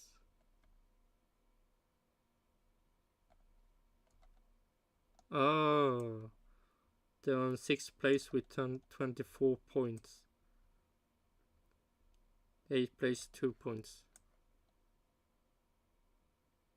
Oh, Bottas number 77. Kick Sauber. Here they're also lazy. Stake F1 team Kick Sauber.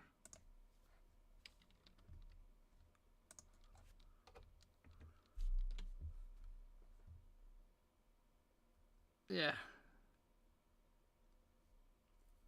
Yes, the biggest prank ever. It's like they're trying to see how far can they go for before Formula F1 or FIA says no, you need actually to make a real team. You can't make this prank anymore. That didn't improve its case. Sauber's now the only pointless team in F1 after Williams and Albon finished 9th. It's an awkward time for that contrast in team performance. Oh, so the pit stops. I mean, it's really the gambling team. They're staking the pit stops every time. Maybe not anymore. They realized their odds of winning is so low, so they don't want us doing some staking in the pit stops anymore. Performance and results, plus Audi has just enough uncertainty about it as a new engine manufacturer that the argument isn't overwhelmingly compelling, hence Williams being in the picture. It's not just about recent results and short-term prospects. Sainz is working out what the best fit is for him. He wants a race-winning car, and he can't get one immediately. Yeah, he had a race-winning car in 2022. I mean, he got one win. By still being slower than Charles Leclerc in a damaged car. That's somewhat sad.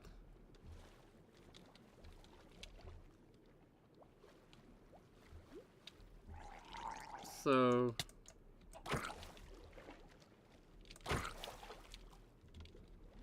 see what more have we been in?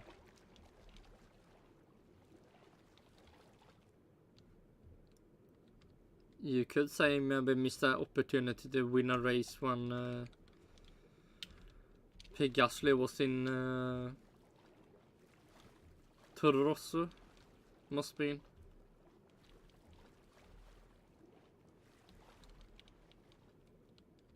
AlphaTauri was maybe the name change for 2021, I think. Or maybe they changed it before that.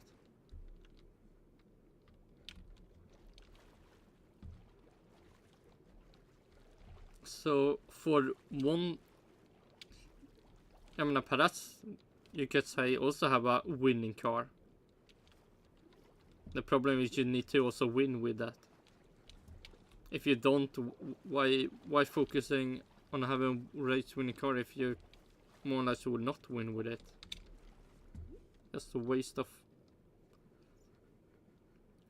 time. So it becomes about other factors: belief in a project, the right environment, and a commitment of suitable duration. The arguments for both Audi and Williams are largely dependent on hypothetical Like Andrew Newey, please, will that happen? It doesn't look like they even, but hopefully they will. The two teams' potential trajectories are encouraging, and Audi's ceiling as a works project is higher than Williams's, but both teams are mired in problems. Sainz's choice will depend on his gut feeling, what fits him best now and for the period. Also, why not even mention Alpine? Ocon is maybe not there for the next season. And you can say Alpine is better than both of these teams for now. Period he's willing to be locked into what will, one way or another, be a marriage of convenience. Audi's keen to lock Sainz down for the long term, probably around 3 years. Williams could offer more flexibility, allowing him to leave for 2027, for example, if seats open up elsewhere once the pecking order in the new 2026 rules era becomes clear.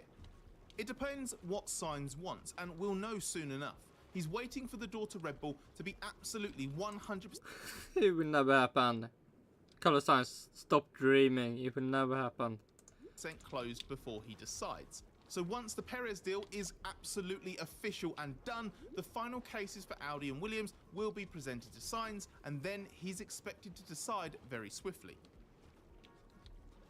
One more fish for the collection. What Sainz chooses to collection. do has knock-on effects for several other drivers, with one in particular relegated from being first choice at a couple of teams by Sainz's position. Of the drivers who have yet to secure a place on the 2025 grid, Valtteri Bottas is the most successful in terms of victories. While the 10-time... Yeah, thanks to Mercedes, not thanks to... Or maybe thanks to Lewis Hamilton being bad at that race. So he can actually get a win. Grand Prix winner's market value has dropped since his Mercedes years.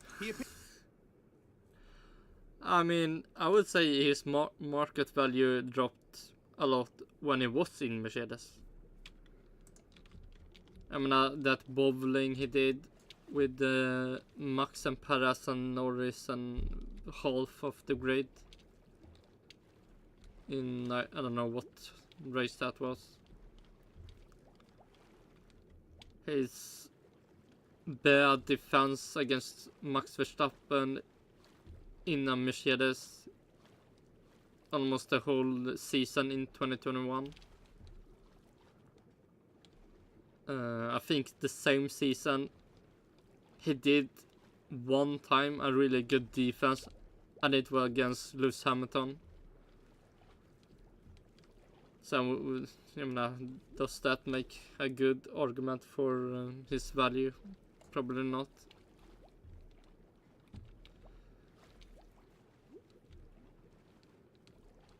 I mean, you can say he did somewhat good in Turkey.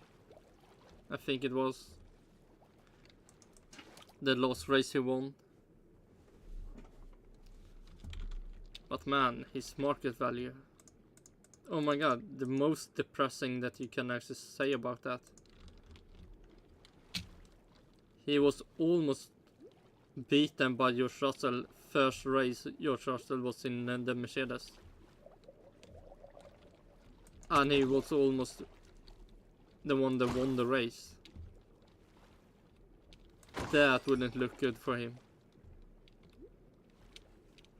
Someone that drives the first time in the car goes and win. And he have been in the car, I don't know for how long.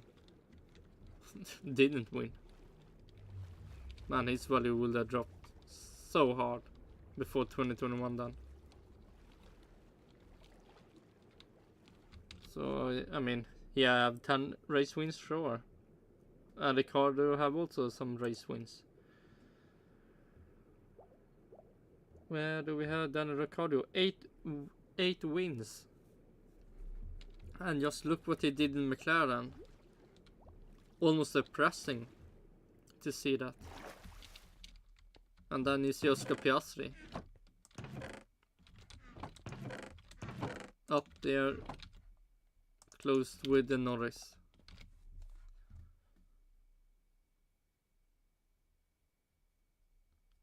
Man. Can't be fun for George Russell. Go to Mercedes and have just 1 win. Even more depressing. This is more wins than Lewis Hamilton had got between the 2020, the ending of 2021 to now. Because he have 0 wins. Oh my god, 103 race wins. The fuck is this?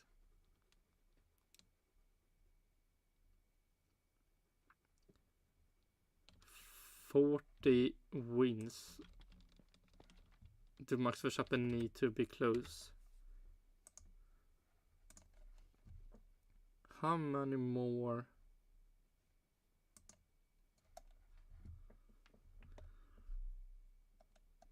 We have 1, 2, 3, 4, 5, 6, 7, 8, 9, 10, 11, 12, 13, 14, 15, 16. Then we can say maybe Norris wins this, so it's 15. Leclerc wins this, so it's 14. Maybe Perez wins this. Probably not. 13. Piastri this, so 12. If Max Verstappen is really unlucky and everyone's super lucky, he will also win 12 more. Then it's 60, 71. And next year will probably be the same. Red Bull being up there, so you can maybe win equally much. Let's say 24. Let's say 22, 23.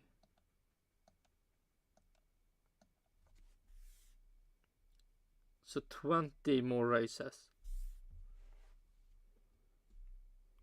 71, 91. 91 races. Then we have 9, 12 races. He have left to win to get past Lewis Hamilton. That can be an epic fight.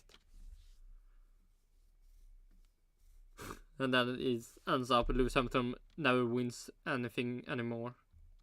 Even when he's in Ferrari. And Max Verstappen just get past him. and then take the record of how many wins you can have in a Formula 1. What do you call it? It's not a Formula 1 season, it's Formula 1 career or something.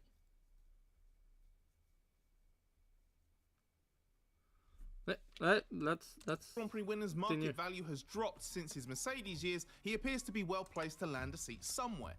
Chances are that will not be with his current team, Sauber. While he remains in contention for that Audi seat, the fact it's already signed Nico Hülkenberg and has made Sainz its top target shows how it views Bottas. What's clear is that Bottas is in contention for multiple seats. Williams... Yeah, Bottas want to be that, but no, he will not. Haas and Alpine are all other possibilities. Despite some rumours after the Imola weekend a couple of races ago that he had already signed for Williams, the reality is Bottas is yet to put pen to paper. That team's pursuit of Sainz explains why. While Bottas might seem a boring choice and doesn't seem to be top of anyone's shopping list, there are plenty of good reasons to sign him. At 34, he still has plenty of years in F1 left in him, and considering... True. But for a team that wants to score points or even get better, probably not. The lack of competitiveness of the Sauber, he's been driving well this season. But for Sauber's various troubles, he could have finished in the points in Australia, Japan and China. Bottas also brings significant experience and know-how, not just of how Mercedes worked in the glory days, but also what he's learned since moving to Sauber. And he's shown he works well commercially, both as the more individualistic character he's presented in recent times and in the more straight-laced corporate world of Mercedes. That's why there's every chance Bottas will be in F1 for a 14th season next year. He's not the most in-demand... Probably, but not in... Probably in... Yeah, what team can he join if he doesn't get signed?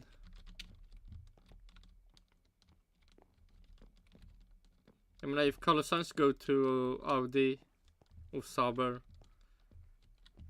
Bottas will probably go to Williams.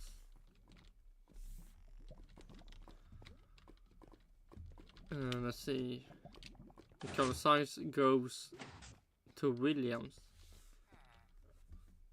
then he maybe can stay.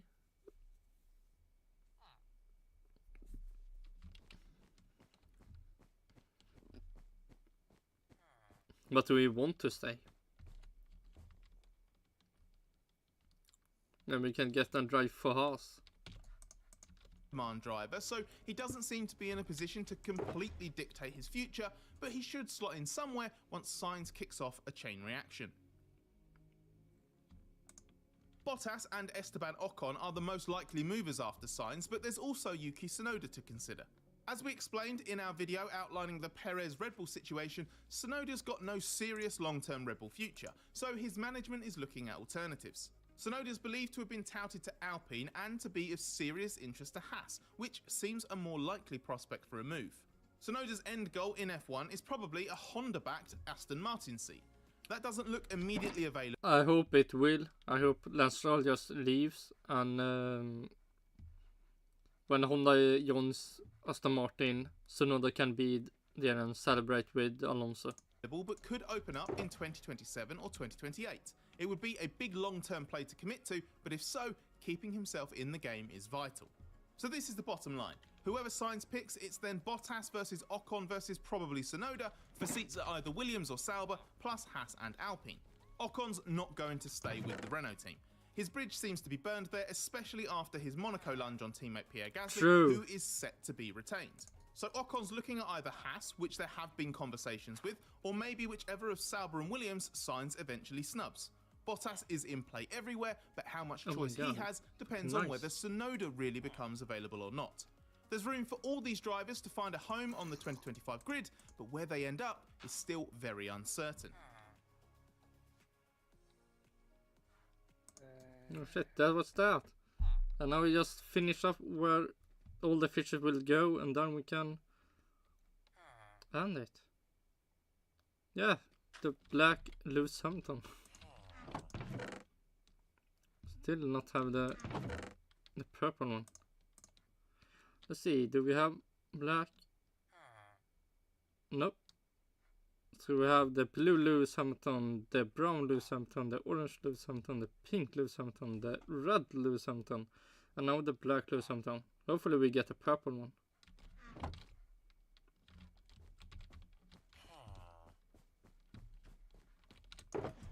Because that will match him even better.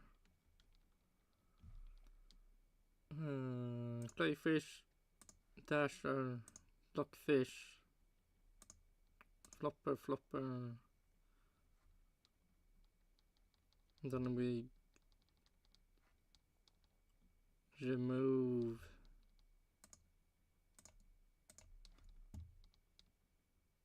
that one.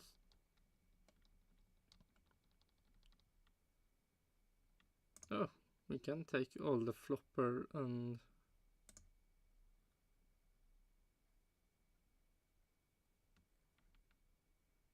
okay, nice. Let's see. Do we have any Betty? Yeah, brown, purple.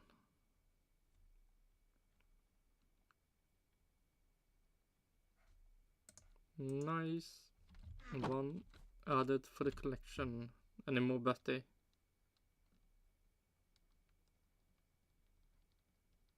Nope. Time for Blockfish. Purple, orange.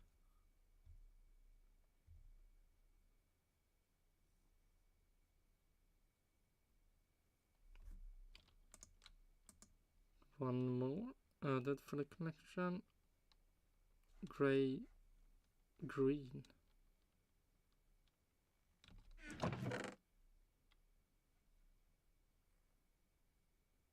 Nice. Flopper. Finally, light blue, white.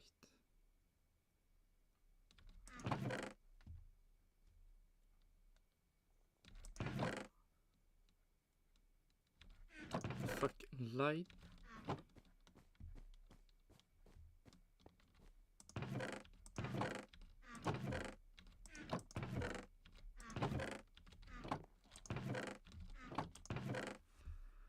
Light blue, white.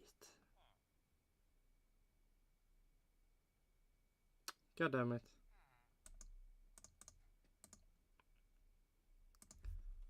Uncopy for the collection.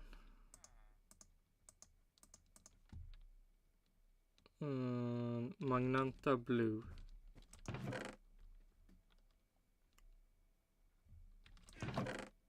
Magenta blue. One more. At least the full colors were not a copy. That would have been depressing. Okay, Clayfish. Cyan pink.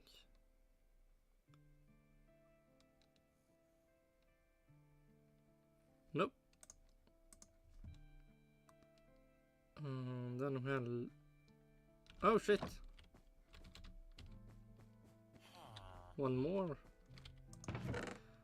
Light gray. Nice.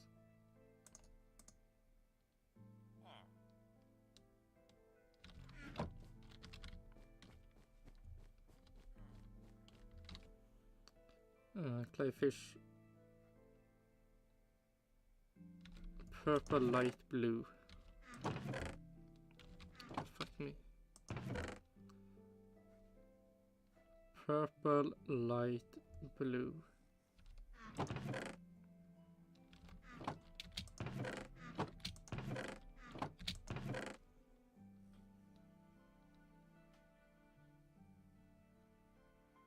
Light gray. Let's see, light blue. Nope.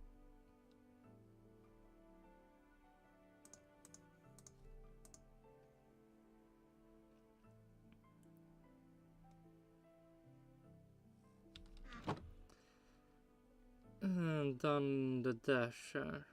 1, Only one dasher. Yellow lime.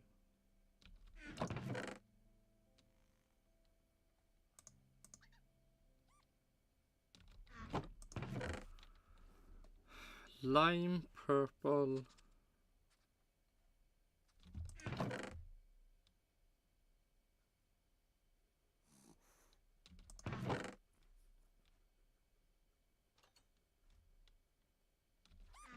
The fuck?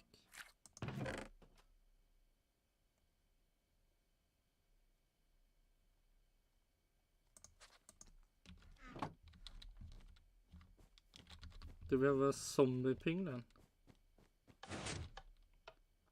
Sup? Yeah, come in. Do you looking for some gold? Do you even have gold here? Oh, I have a lot of gold here. See, it should be in all of these.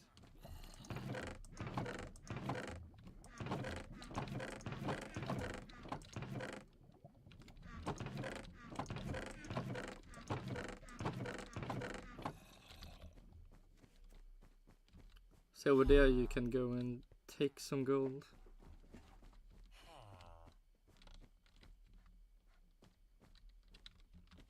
Okay, back to the dasher.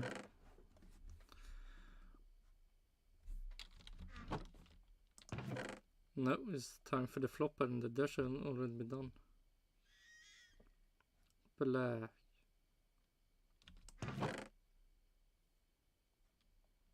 Black, yellow.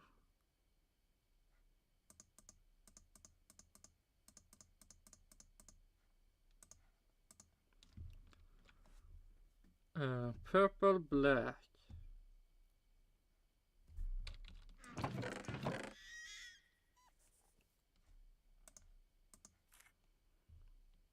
Magenta, brown.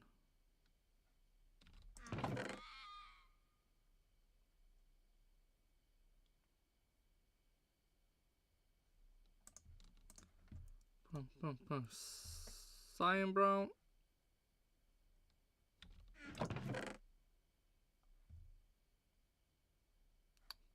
God damn it.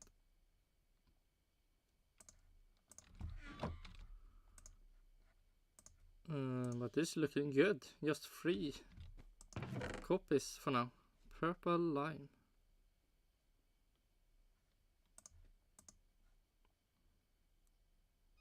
Oh, it's Lewis Hamilton. Cyan green.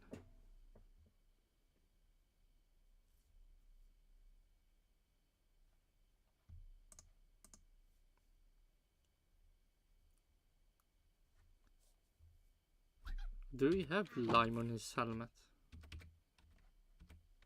I think he have. Let's see, Lewis Hamilton.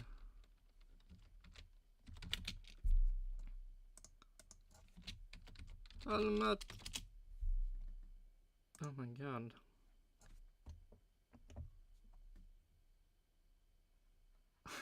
I have a good memory, but what was it? Purple line? It was purple line. Holy shit.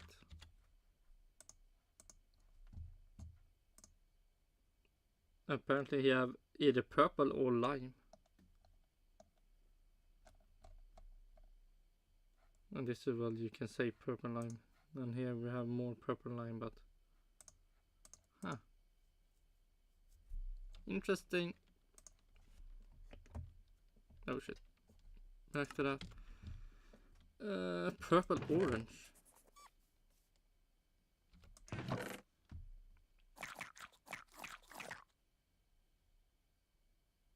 Nope.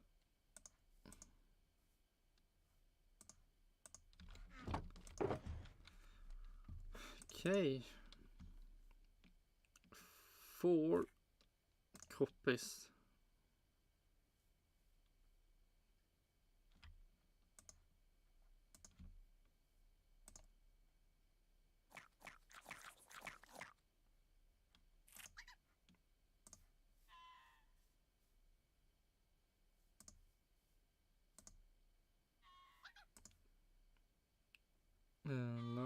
is just, let's just say a snooper.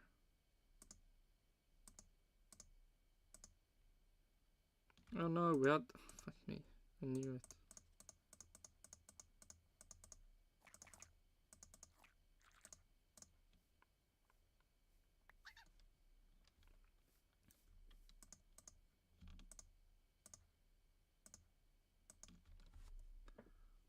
And then one more snooper.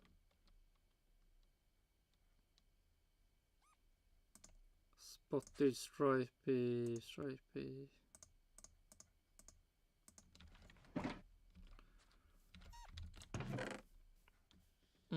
Red, orange.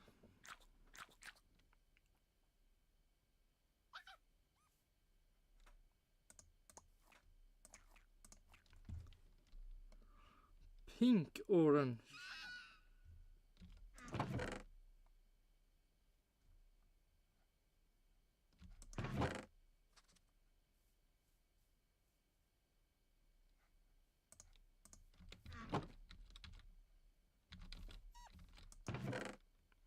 Light blue, black.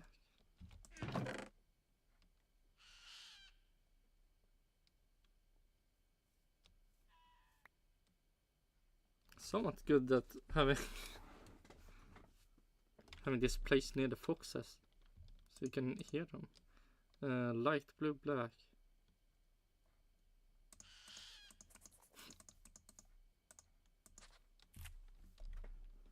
Light gray, yellow. Because maybe the pandas can make some sounds.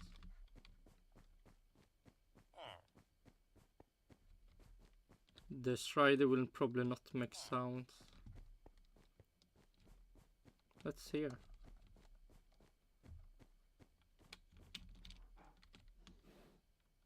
Yep.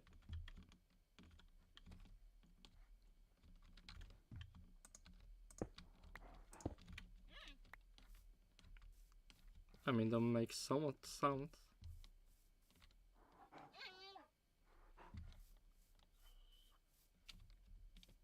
And we are too far away to hear the parrots.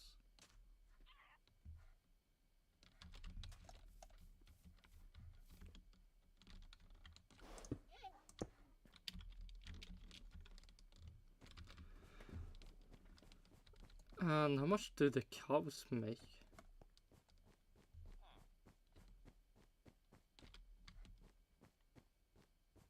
Okay, you hear them walk around.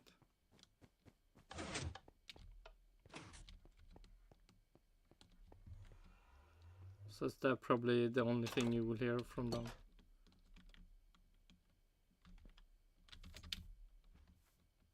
Really? Do Minecraft really have cows? I was thinking they must do somehow. The cow sound.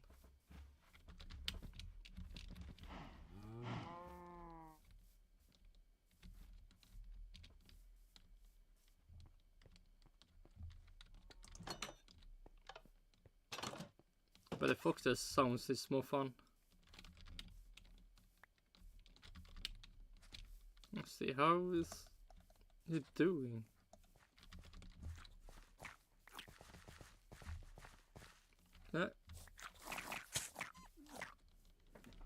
Does it look like you're dying off?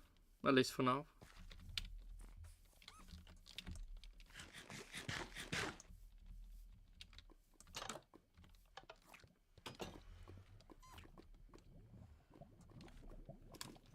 But I need to fix that problem. Like, what part of that place make the foxes just die off, or not?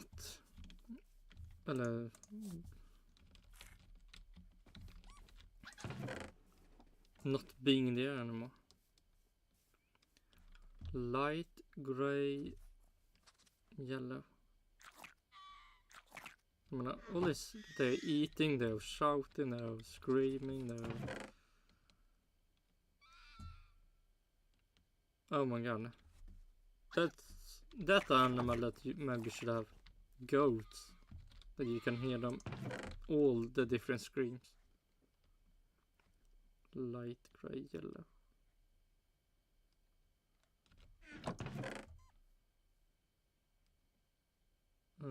It will be 4.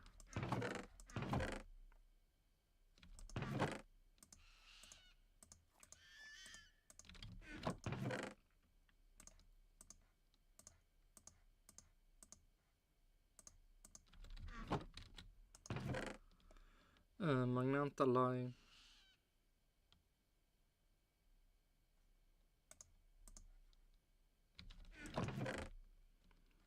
Orange, light gray. Man, that would... Yeah, their screams must be worse than all the cats I have up there. They must be.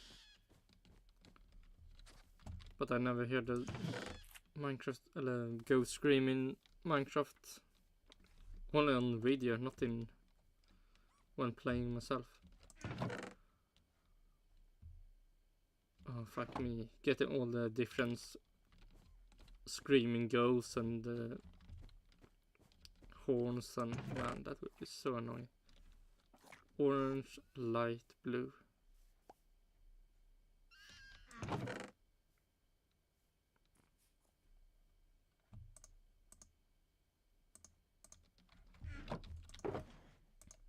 So now we're -5. And so 33 plus for now. Pink, black.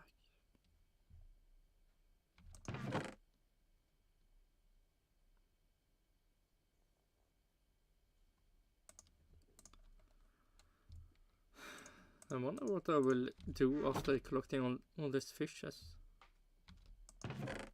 Orange, magenta.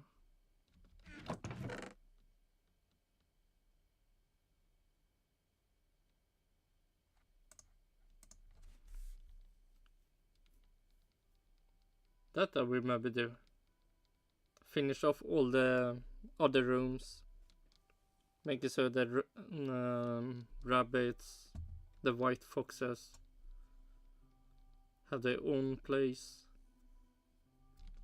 Ocelots is needed for the jungle panda parrot zoo. Getting all the toads. Eller toads. The fuck? Is it Todd? Minecraft. Eller Toad, not Todd.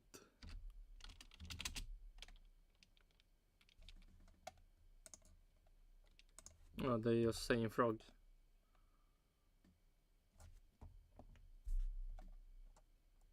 Frog is a passive mob.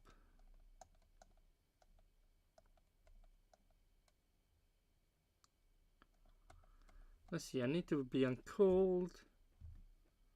The passive mob from this.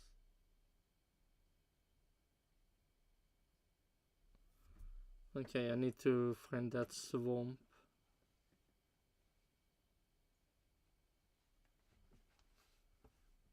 The normal swamps.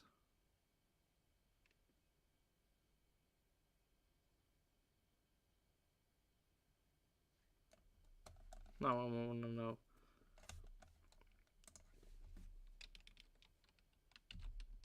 Biome.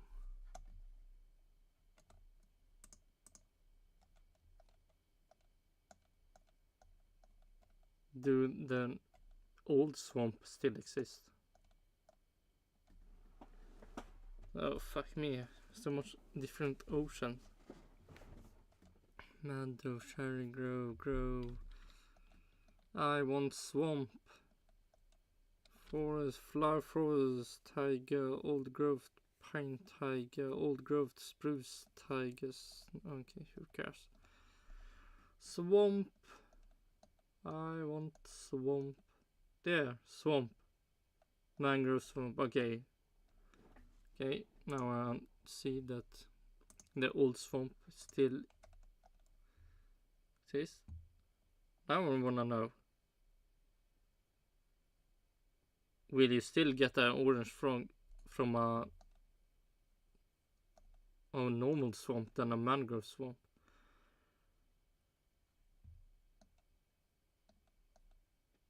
Because then I have a swamp near my place. I have a desert. Let's see. Where are we? Mushroom cows. Pandas. So there is my castle village. There we have the end portal. So we have the desert right there. We have swamp at that place, and then we have a snow area at that direction. Oh fuck me! I need to. God damn it! That one. Okay, go back. Swamp. Panda, my castle village are made. So we have the desert at that direction. Snow place at that direction. Swamp at that direction. And that place was unportal at. So if I'm lucky,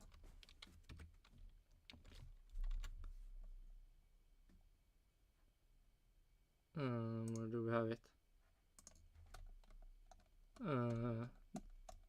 Getting all the 3 different frogs can be really easy. Go away, honest trainer. That's probably the closer thing I will try to do. If I see any frogs. Fuck me. Animals. What kind of animal do I have left to do?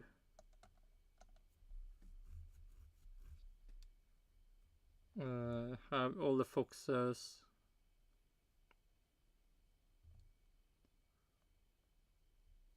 The horses will be on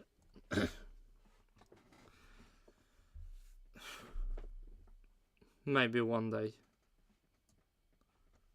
and then I will try to get the best horse you can ever get by breeding every day. Oh shit, that's something I need to find. But that's done. Camel need to be found. The cats is done. And are really annoying in the tower.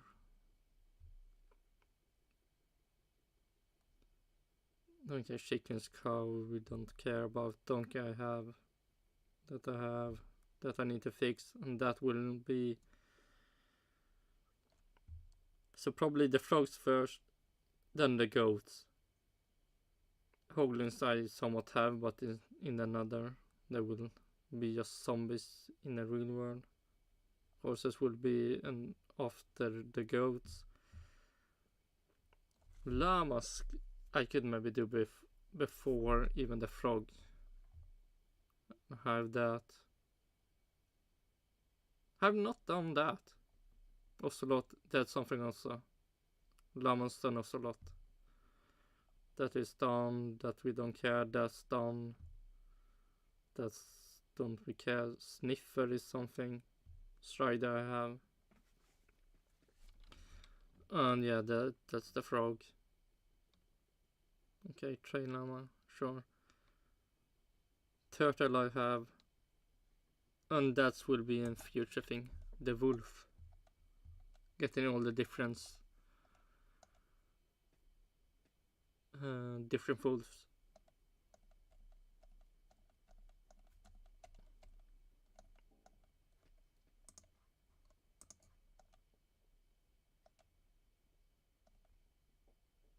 And that is also something maybe that I should do in the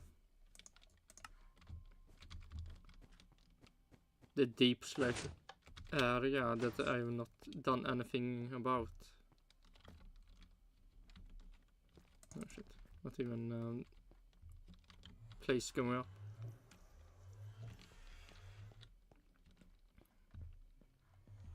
Mining out like I've done.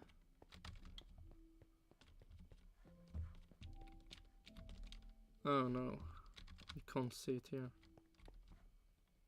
There you can almost see. But mining out.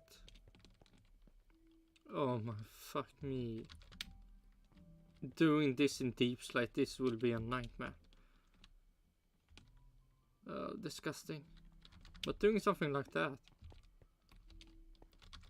in a deep slate. Oh fuck me, I need to go back. Doing this in a deep slate. Fuck is called?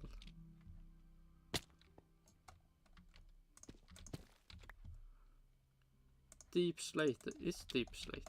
Fuck me. Mining out something like this in a deep slate will be super boring. But if I do that,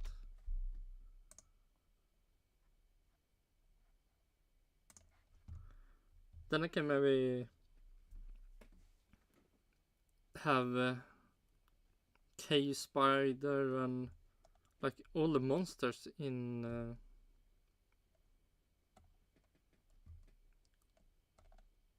let's see, at least the cave spider and the spider. The silverfish will probably not need that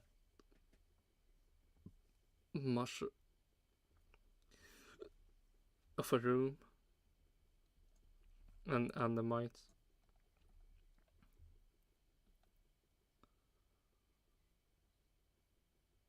And oh, polar bear I also have.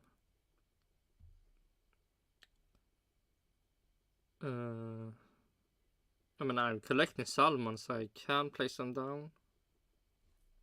But I should have a place for cod, salmon, and the tropical fish, so the turtles can have their own place and not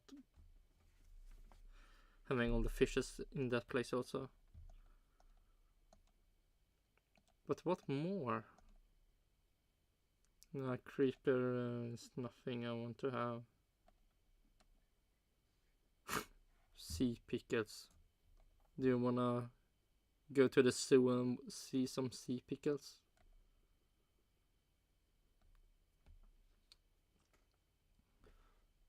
Maybe some glow squid can be in that part also.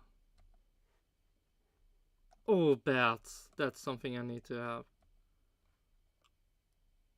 Taming. I don't know. You can't tame bats, but having bats somewhere. So, bats, cave, normal spiders. Is there any more big monster animal? Oh, the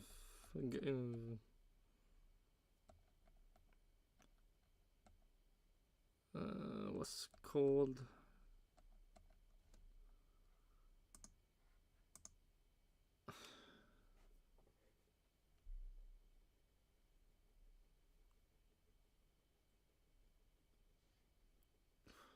Man, what's his name?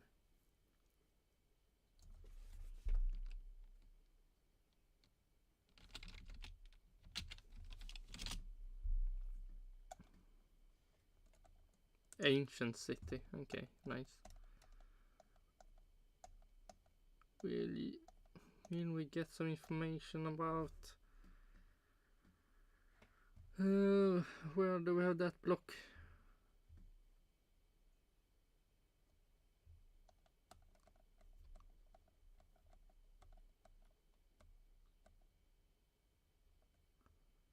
There we have. Let's see, how does this work? The warden is extreme powerful, sure. Is the tag by swinging his arm downward, dealing strong immune damage. Yeah.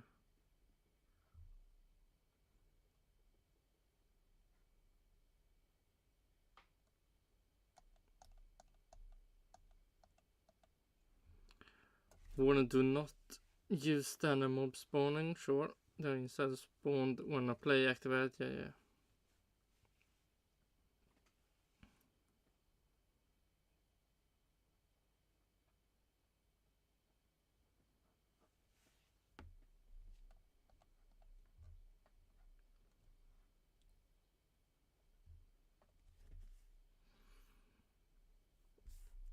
Yeah, I wanna know.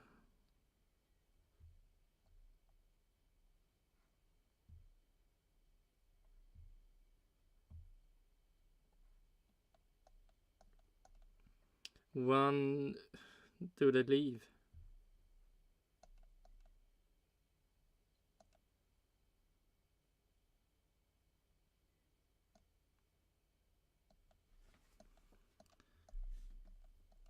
Because that was something I maybe... I mean, it would be so much more fun if you can have the warden just walking around all the time. But maybe something need to be built so you can make someone spawn all the time.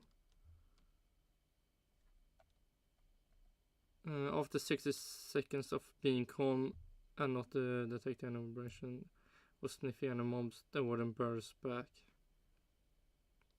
Oh, unless it's been named. Okay, that's then we have a fix for the problem. If the warden is floating and looking, it's the response without any. Okay, sure. Okay, then we can name it. Nice.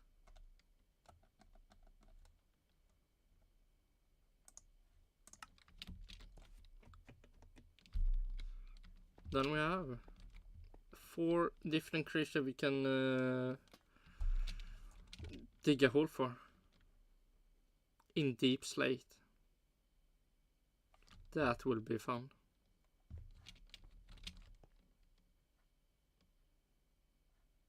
Nine fishes left to place down.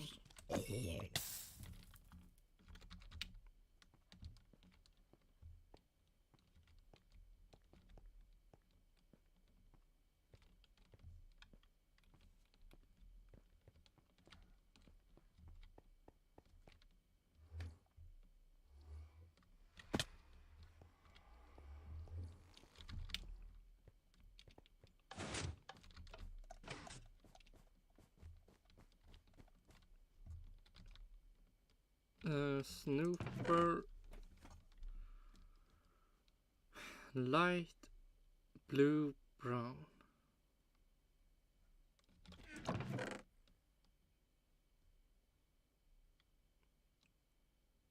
Nice.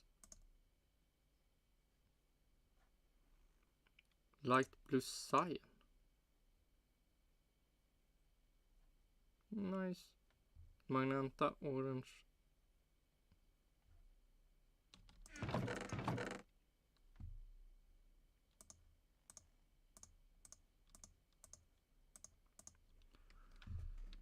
Blue.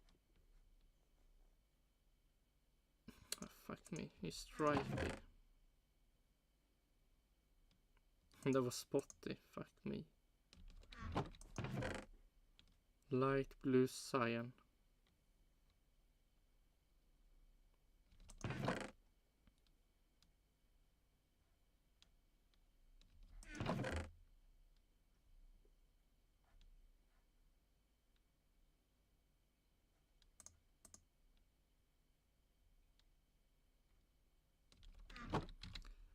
Magenta orange.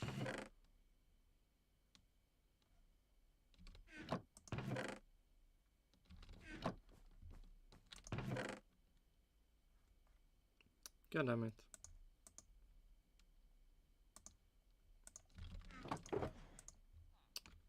-6.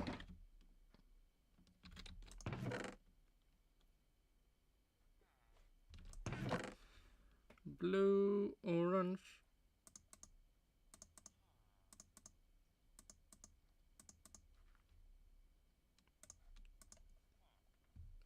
Grey, magenta.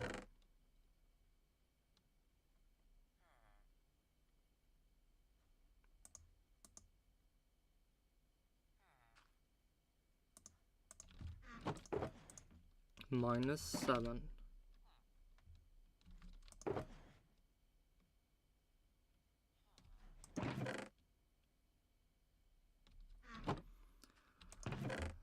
Magenta blue.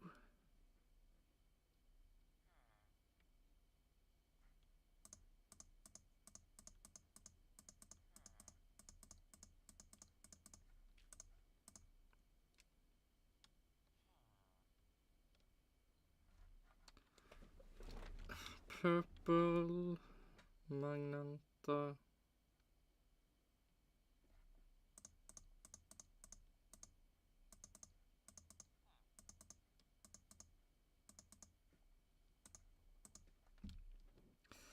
Oh, almost green dye. Green, gray.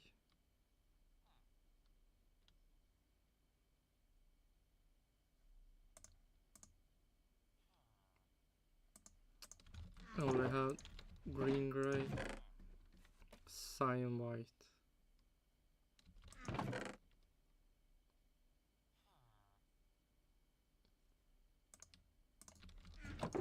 And then we do the least fun thing is to 100% make sure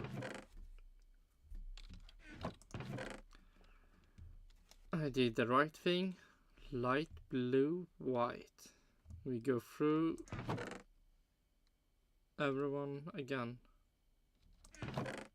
to 100% make sure.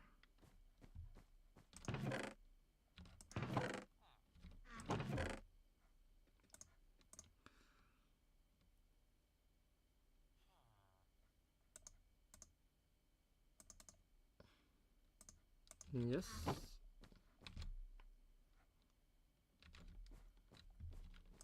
Magenta blue.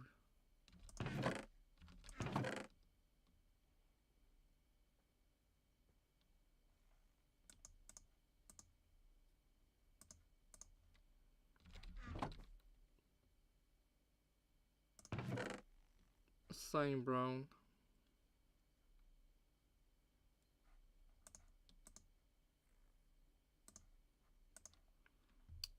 Purple, orange.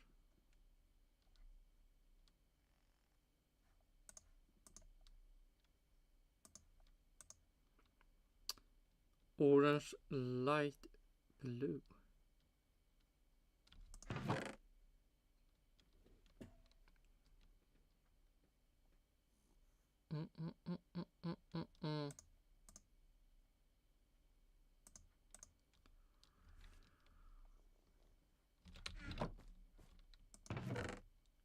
Oh shit, wasn't this one? Magenta, orange, yes. Gray, magenta.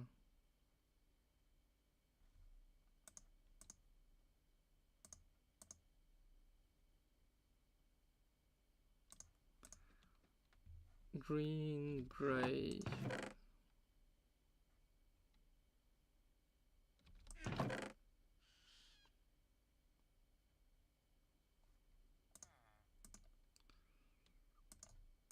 Okay. Oh, -6, 8. -8. 68. -8.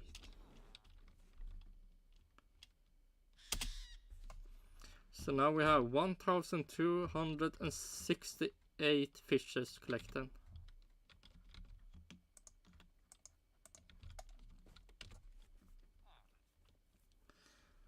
And 2,700 is the end. see, 1,350. 350. 50, 52. 82.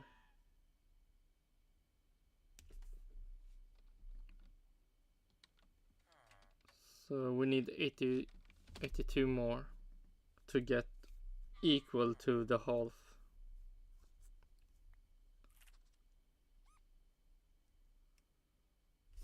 See how many did, so 38 I did get. You can say in 2 hours, maybe more. Oh shit, how many hours? Where can I see that?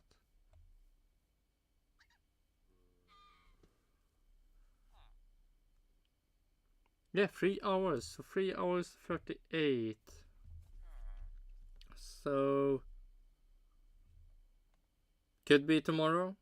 Probably not. 100% probably not.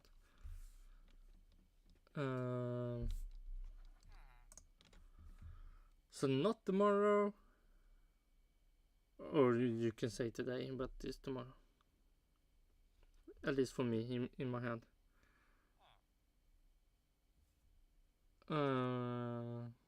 So it's Monday, Tuesday. Could we maybe get there?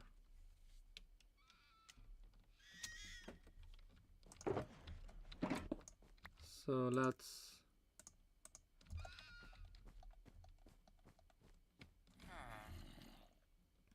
We should also.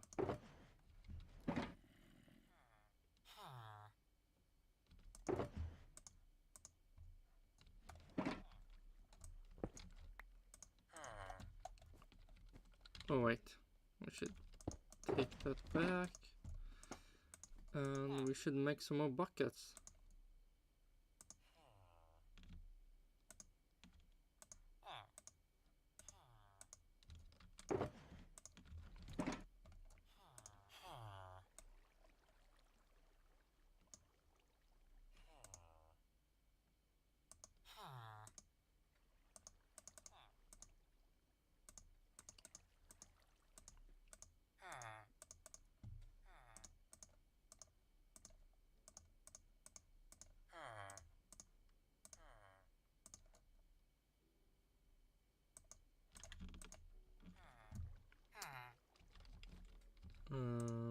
See.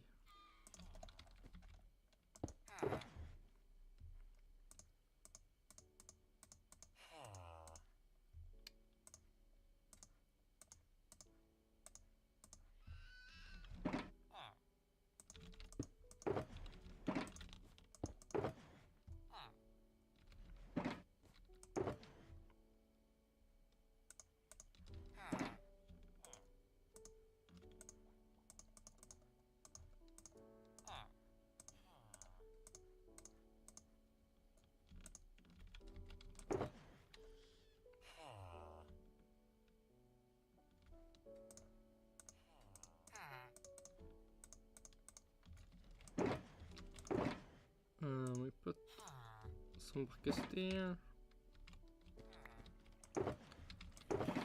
And then we have 32 blocks of iron.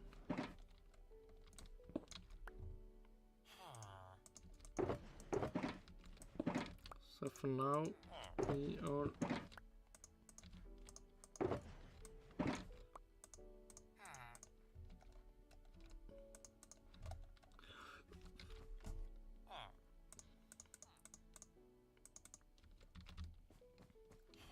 now we can place down the fishes and then we can end it. We can end the stream.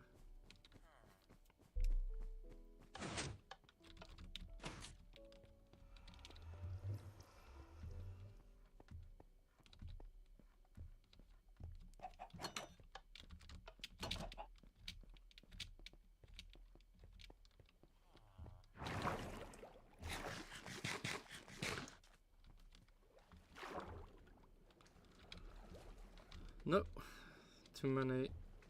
Oh my gosh, so many fishes. bright blue white, magenta blue,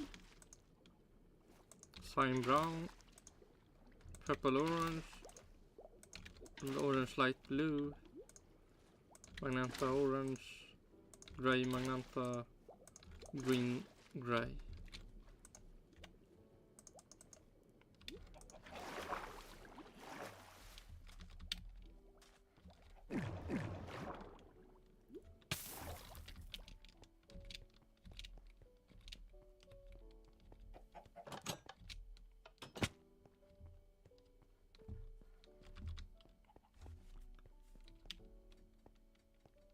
Dun, dun, dun.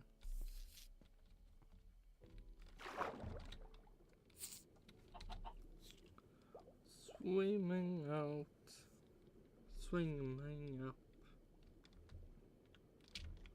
swimming down under.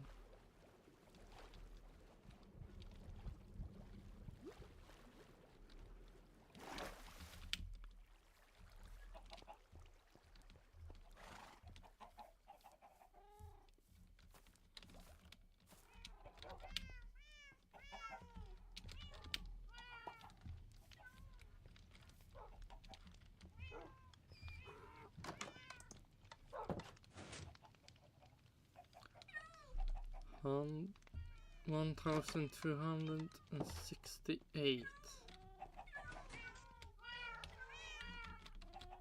And here we have the cats again. Okay, but yeah, we will end it here. And yeah, tomorrow the IndyCar race. I don't know if I will probably see it. Don't know. Maybe not.